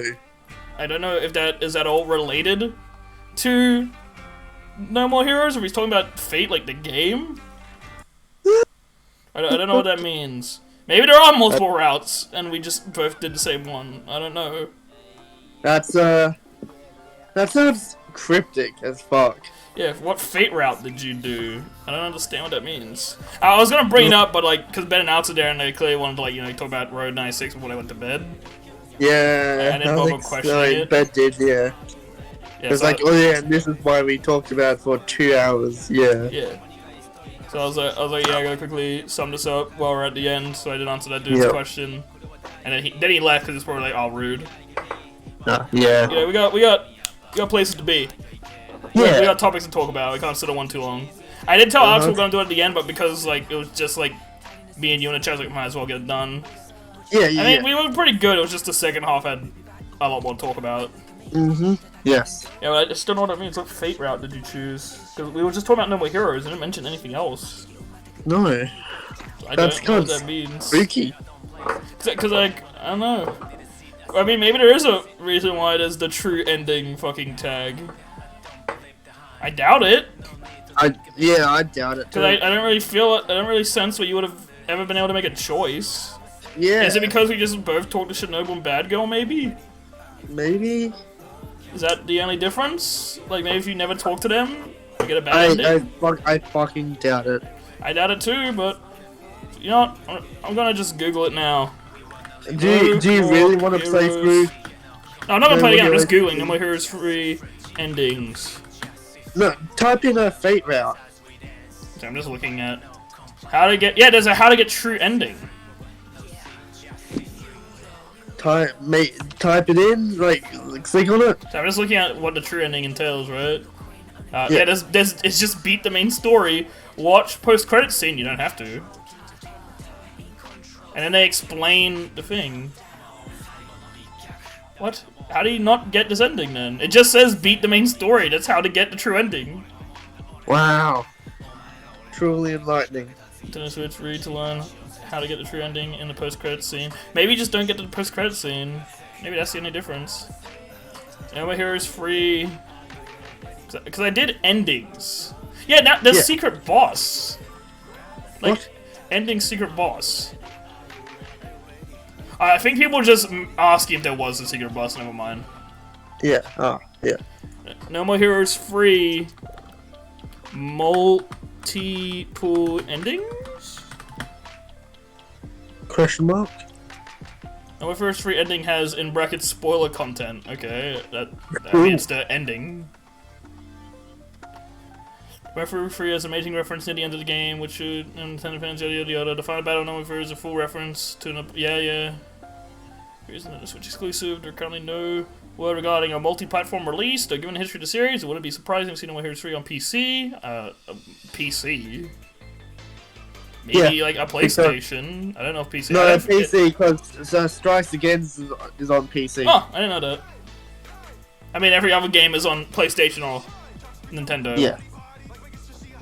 The No More Heroes franchise has been paid for Switch content since the beginning. Yeah, been a Switch, whatever. Keep scrolling. Mysteries, full. I think it's literally just like the fucking after credits, which isn't an Easter egg. Yeah.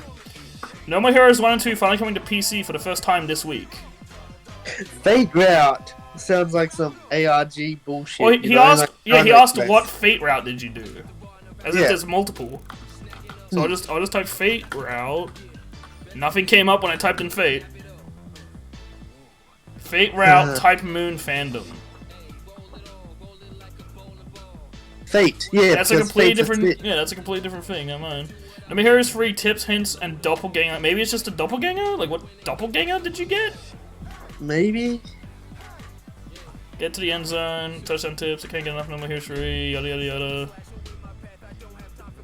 Yeah, it's out. What? It's out. The fucking kid, the 12-year-old who came into your chat one day. And he called me stupid. Yeah. You're just going in on me. Yeah. And he said, I'm 12, bye. Wait, here we go.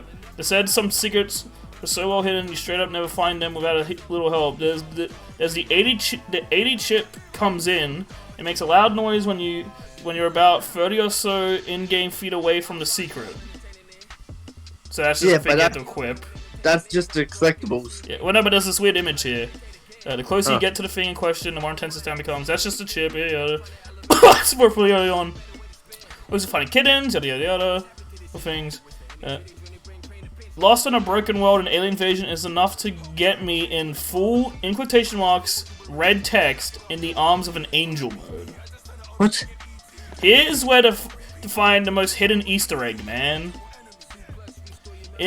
But the 80 chip can't find everything. Oh, so the ship just can't find you. There's one chain of Easter eggs that you won't even know about unless you check your spam email, which we did. Which is worth doing anyway, just for the dad joke quality. Doppelganger, the social worker, turned serial killer from Travis Strikes Again.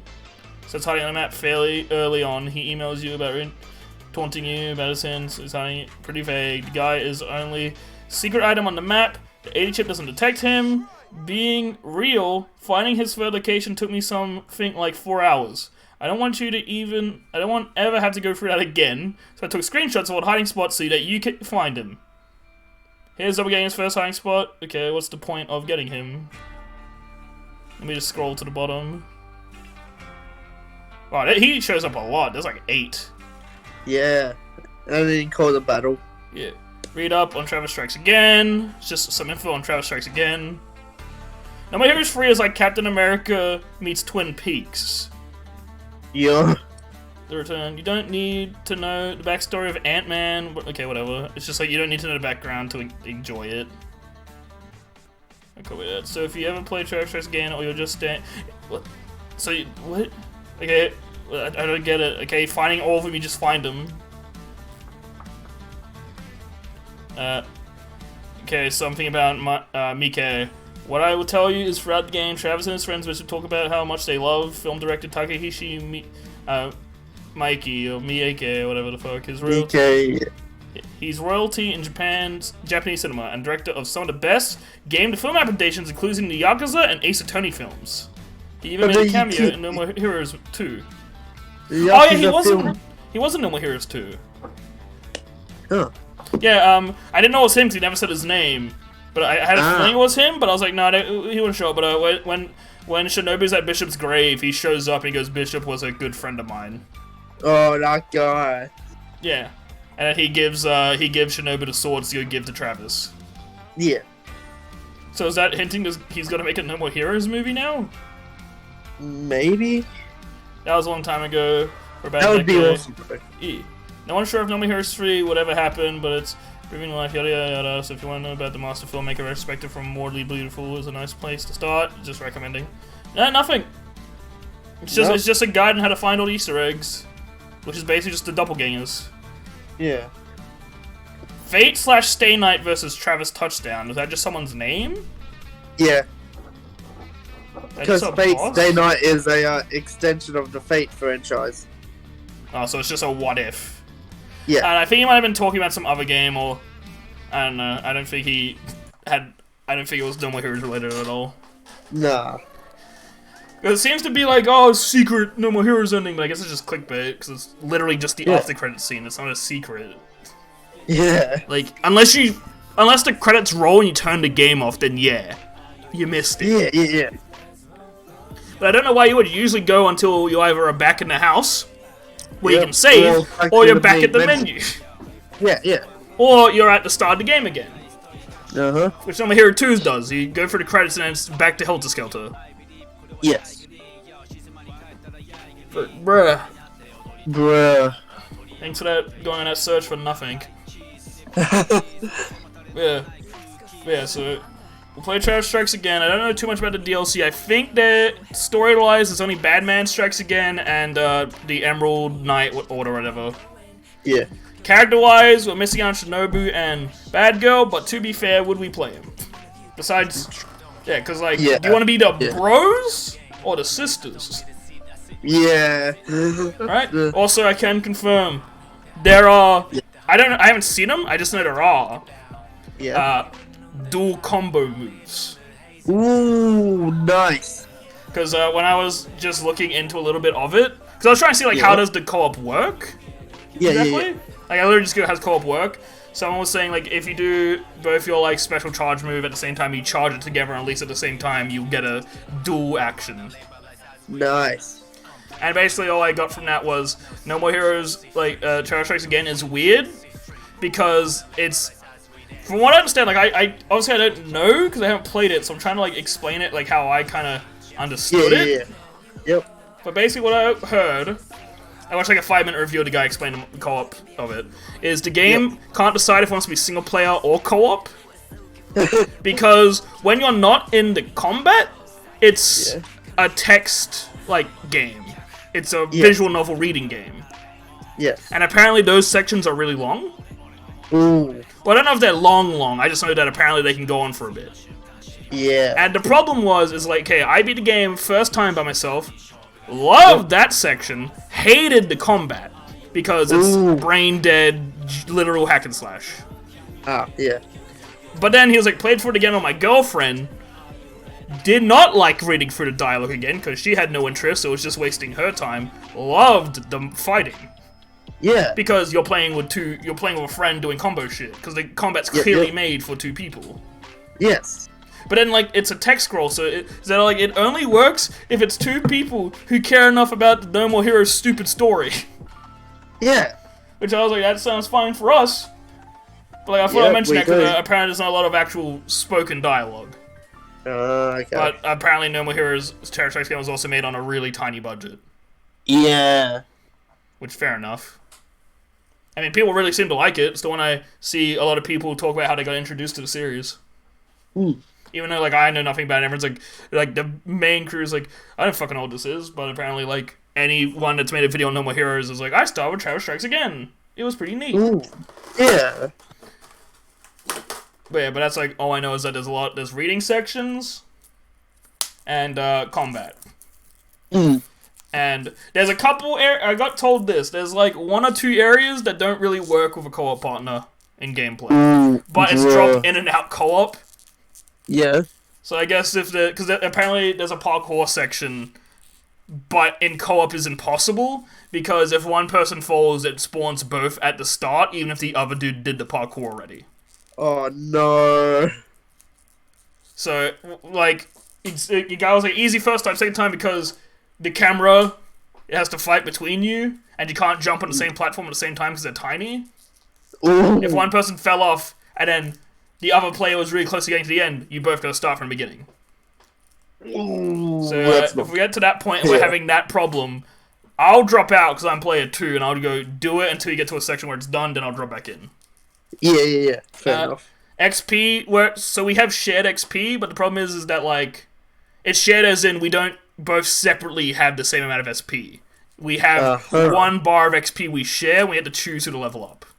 Oh, bro. Which I'm assuming will just go, you, me, right? Yeah. Something like that. You got chips, right? Like, the chips, but there's like 50 of them. So we actually have 4 different chips, 4 different chips each. Nice. So that's cool, and then you can combo them and stuff. So combat, pretty cool. But, like, apparently it's just, there's some issues where they couldn't figure out if they want to be single player or not. Yeah, fair enough. Because it's like, because No More Heroes is such a weird game, right? So if I was, like, younger and I was playing No More Heroes, right? Like when I was playing through No More Heroes 1. Yeah. And, like, on the Wii, when I was, like, probably, like, 10 or 11. Uh-huh. And then I get Terror Strikes Again, I'm like, hey, Jaden, play with me. My brother wouldn't give a fucking shit. No. So he'll be button mashing for a day and be like, no! You gotta think about the funny lore. And he's like, but I want to fight the enemy. I'm like, I want to read it. Yeah. He's like, are you a nerd? I'm like, no. And I probably would have fought him. Yeah, but I also get it because it's not a game you can play with your girlfriend or like a casual play. Like it's not like Borderlands, right? We can boot up Borderlands with anyone. Yeah. Like they kind of have to care about No More Heroes, which is a bit weird since it's a cult game. Yep. I'm glad they made it co-op because co-op's always appreciated. Yeah. Yeah, just a bit odd. Very. I get to be Batman though, and I'm happy. Nice. I get to crack open beers. Yeah. And take big sips. Big sips. Yeah, I've only beat the first world. When I said I was stopped when I got to the boss, I was at like the mid-boss.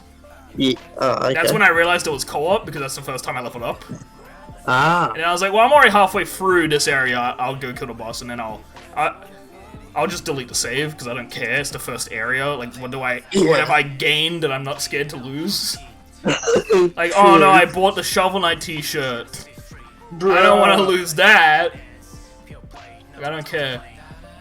Yeah. At first, I thought it was one of those kind of games you can play with a single Joy-Con, like in one hand, like the sway, like it's a sword. But no, you had to play sideways. You play with one Joy-Con, so that's gross. Right. But even if you play with controller, right? Like if I play the Pro controller, you play with the 2 Joy-Cons and the controller thing. Yeah. You can still shake the controller to charge up the blade. Nice. So that's what I'll be doing. You don't have to. You can still do the stick if you want to. But lame. Come on, why are you gonna not do the jerk-off motion? Honestly, it's funny. And it's also like what some of the super moves involve you to shake the remote. Nice. Because motion controls, dude. I don't know how that's gonna work on PC. I guess you gotta shake the mouse. Shake the keyboard. Yeah. One day, dude. One day. You know, Trash Strikes Again gonna be interesting. Really? Very shocked to see that Badman is the co-op buddy. Yeah, the good guy. Especially since his whole plot is wanting to kill Travis for killing his daughter. Even as far as I have played, the first level, that's still what he wants to do. So I can't help but wonder, why isn't he doing it? Yeah. Why isn't he, the second they're like, Travis turns his back, bonking him in the skull? Honestly. So I'm curious about that. It's a bit odd. Yeah. Why isn't he throwing a big can? I'm also kind of glad he isn't a boss, because it's a top-down like hack and slash, right? Yeah. And if he's gonna be like the main villain and he's in free, I want him to have a cool boss fight, right? Yeah, cool. I want a personal boss fight with him. Yeah. Especially for his motive. So I guess it's gonna. I just wonder if there's gonna be a sequence, right? Like one way out kind of thing where it's verse each other. Yeah. That's it's cool. That is cool. Double Dragon Neon has that, and it's sick. But it's not versus each other because you hit each other. It's you beat Skullmageddon, and then the girl's falling, and then she lands, but then you both try to get her, and then she goes, I can only fit in one of your arms, and you go, back off, bro, and then you fight for the girl. It literally says fight for her affection. Nice. And you can't back out, one person has to do it. Yeah. And my favorite one I saw of it was because you can high-five each other to give each other health. Like, you high-five and then chest bump. Yeah. To get health back. No, it's not health, no, it is health. And then 2 people I saw playing it, they were both like kill each other. It's like, no, bro, come here. Health, right? Let's start from the beginning. He's like, okay, I'm gonna trust you. And then he ran over, and then he cancelled the high-five, and then just fucking, like, drop-kicked him in, like, 2 frames and killed him. He's like, that's what you get for trusting me. He's like, how could you? You betrayed me with the bro 5. No. It's like, shut up, I get the girl. Yeah. Fuck you. And she spin kicks Skullmageddon in the dick. Yeah. And then Skullmageddon falls from space, and he's singing that song. And then it cuts to, I think her name is Marion or something. And she literally does like a Chun-Li-esque like upwards kick. With like one foot on the ground, straight into his dick, and he explodes. That's awesome. And so yeah. And also, Double Dragon Neon's the best, because at the end, when you beat, like, to get to Skeletor, you have to, like, you know, like how in, Earthbound, they go into, like, robotic suits, like, they transfer their souls to it? Yep. You have to go transfer your souls into mechs that look like you to go breathe in space. But you can't go back, and they go, I've always wanted to be a mech. So you transfer into 2, like, mechs, fight Skullmageddon, and then you marry her as a mech. Hell yeah. Wow. Double Dragon's great. I love Dragon. I love Double Dragon. It's never gonna get a sequel ever. Never ever. Such a weird game. Far Cry Blood Dragon is Blood Dragon's sick. Yeah. Blood Dragon's the one about like it's super like patriotic like 80s. Yeah. So it has that one line where you're talking with a doctor, and it's like, she's like, is there someone special? He goes, one lady, and she goes, oh, a married man? He goes, what? No, Lady Liberty. And then like a big American flag appears behind him. Goes, that's the only woman I fight for. Amazing. Blood Dragon is great. Blood Dragon needs a third game, and it needs to be in like Watch Dogs or in like Assassin's Creed.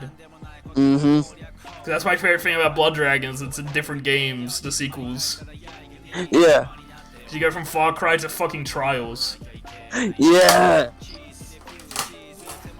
But Rex is the best. He has to get the ultimate weapon of death, and it's a fucking ninja star that shoots lasers. Yeah. And it's called the Death Star. And it's a shuriken that he puts into his robo arm, and he puts up his arm and he shoots a big beam, and the shuriken spins around like a battery. That's awesome. And he goes around and he kills a bunch of cyborgs.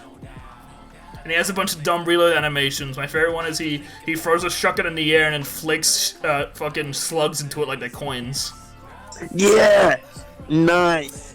It's the sickest. He does it for Lady Liberty. He hates the Viet Cong. He'll kill them all. And then he can befriend blood dragons. Yeah. Because why wouldn't awesome. you? Yeah. And then in Trials of the blood dragons become kaijus. Just fuck you. That's awesome. I want a third blood dragon game. They're awesome. Yeah, they are. Do it. Either make a new game that is just Blood Dragon, or add as a DLC in something. Please, Far Cry 5. I really thought they were gonna do it in Watch Dogs 2. Yeah. I was like, come on, and they didn't do it. But is it Far Cry 6 the new one?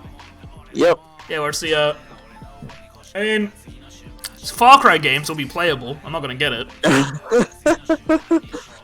I don't know, man. You can't get me back in. Vast is too cool.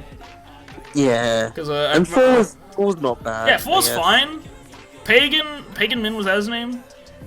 I don't know. It was something Min, but he's fine. But he's the like opposite character of Vaz, though. He's just like a rich dickhead. He was fine. I liked him. But the problem that I had with Far Cry 5 is that it feels like the game genuinely thinks that Joseph Seed is cooler than Vaz. Impossible. Like, they push him really hard. And it's the thing of, like, the reason why Vaz and Handsome Jack are so tragic that they die is because you love them so much. Yeah.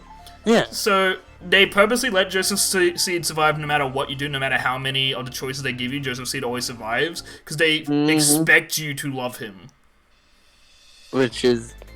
No. And it's like, he's okay, but I don't like him. He's like, he's probably on the same level as Pagan Min, and I like Pagan Min. Well, he's actually probably below Pagan Min, just for the fact that the game wants me to like him. Yeah. But I remember just constantly being annoyed, because I was like, come on, I don't care. I like basically every one of his, like, kids. Yeah, no, the kids were great. Well, they're like his brothers and sisters, but they call him father. Yeah. It's weird, but like, I think her name's Hope, the girl. She's fine. I like her. She's cool. She basically just like brainwashes people with like, you know, bliss. Like she's like, oh look, you're so happy, but it's just drugs. And she's like, oh look, you're so happy. This is why you should follow us. And, you know, she's the only pretty woman there because they're all fucking like rednecks that are balding. So she's like just this like young adult girl. So they all go okay. And then my favorite one is probably, I forget his name, but the one that's all about saying yes. Just because he has all those propaganda videos going around, it's like, you wanna know how you get happy? Just say yes. Oh god, yeah. And he's on like every TV, and then when you get that scene of him, and he's like aiming a gun at someone, he's like, you don't want me to kill her, just say yes, and I won't do it. Just say it. Ooh, and he progressively gets more pissed if you don't say yes. He starts losing his fucking mind, going apeshit. He does, yeah. I like that. That's a very Voss-like scene. Yeah. And then the other one is really cool. I forget his name, the redhead.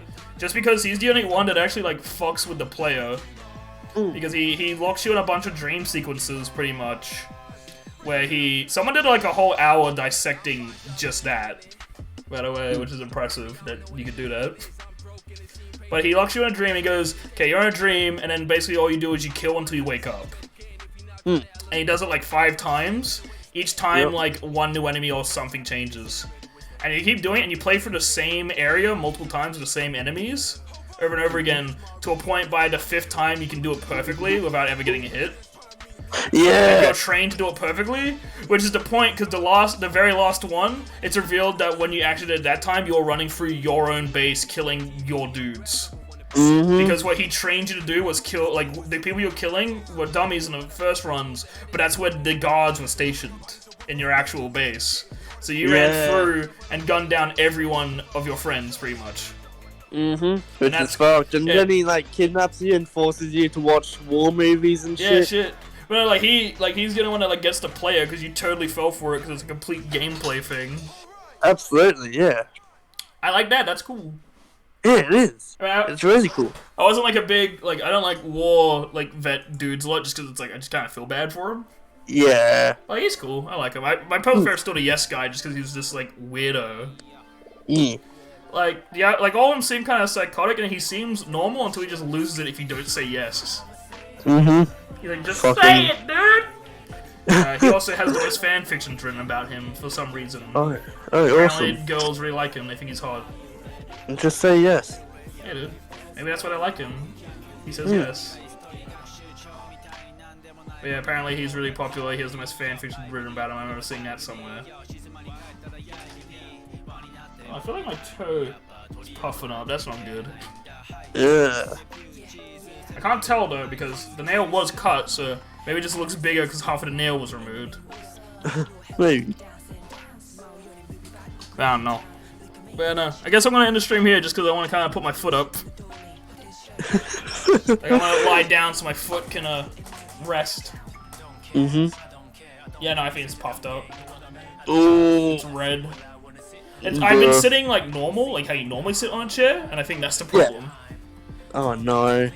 I didn't have it up on my knee or anything, I had it on the ground, putting my weight on it. Ooh. It kinda hurts a little. Kinda hurts. Yeah. I mean, the red just instantly faded when I lifted it up. So I think just the weight on it didn't like that. Yeah, oh yeah, I never talked about that. I banged my toe real bad with my heel, and I basically I killed the nail. So my toenail is currently dead, so I can't walk. And it's probably gonna be dead for the next 2 months. Yep. So, next podcast, you'll probably hear about how I had it cut. Yeah. Yeah. Anyway, that's the end of the stream. See ya. See ya.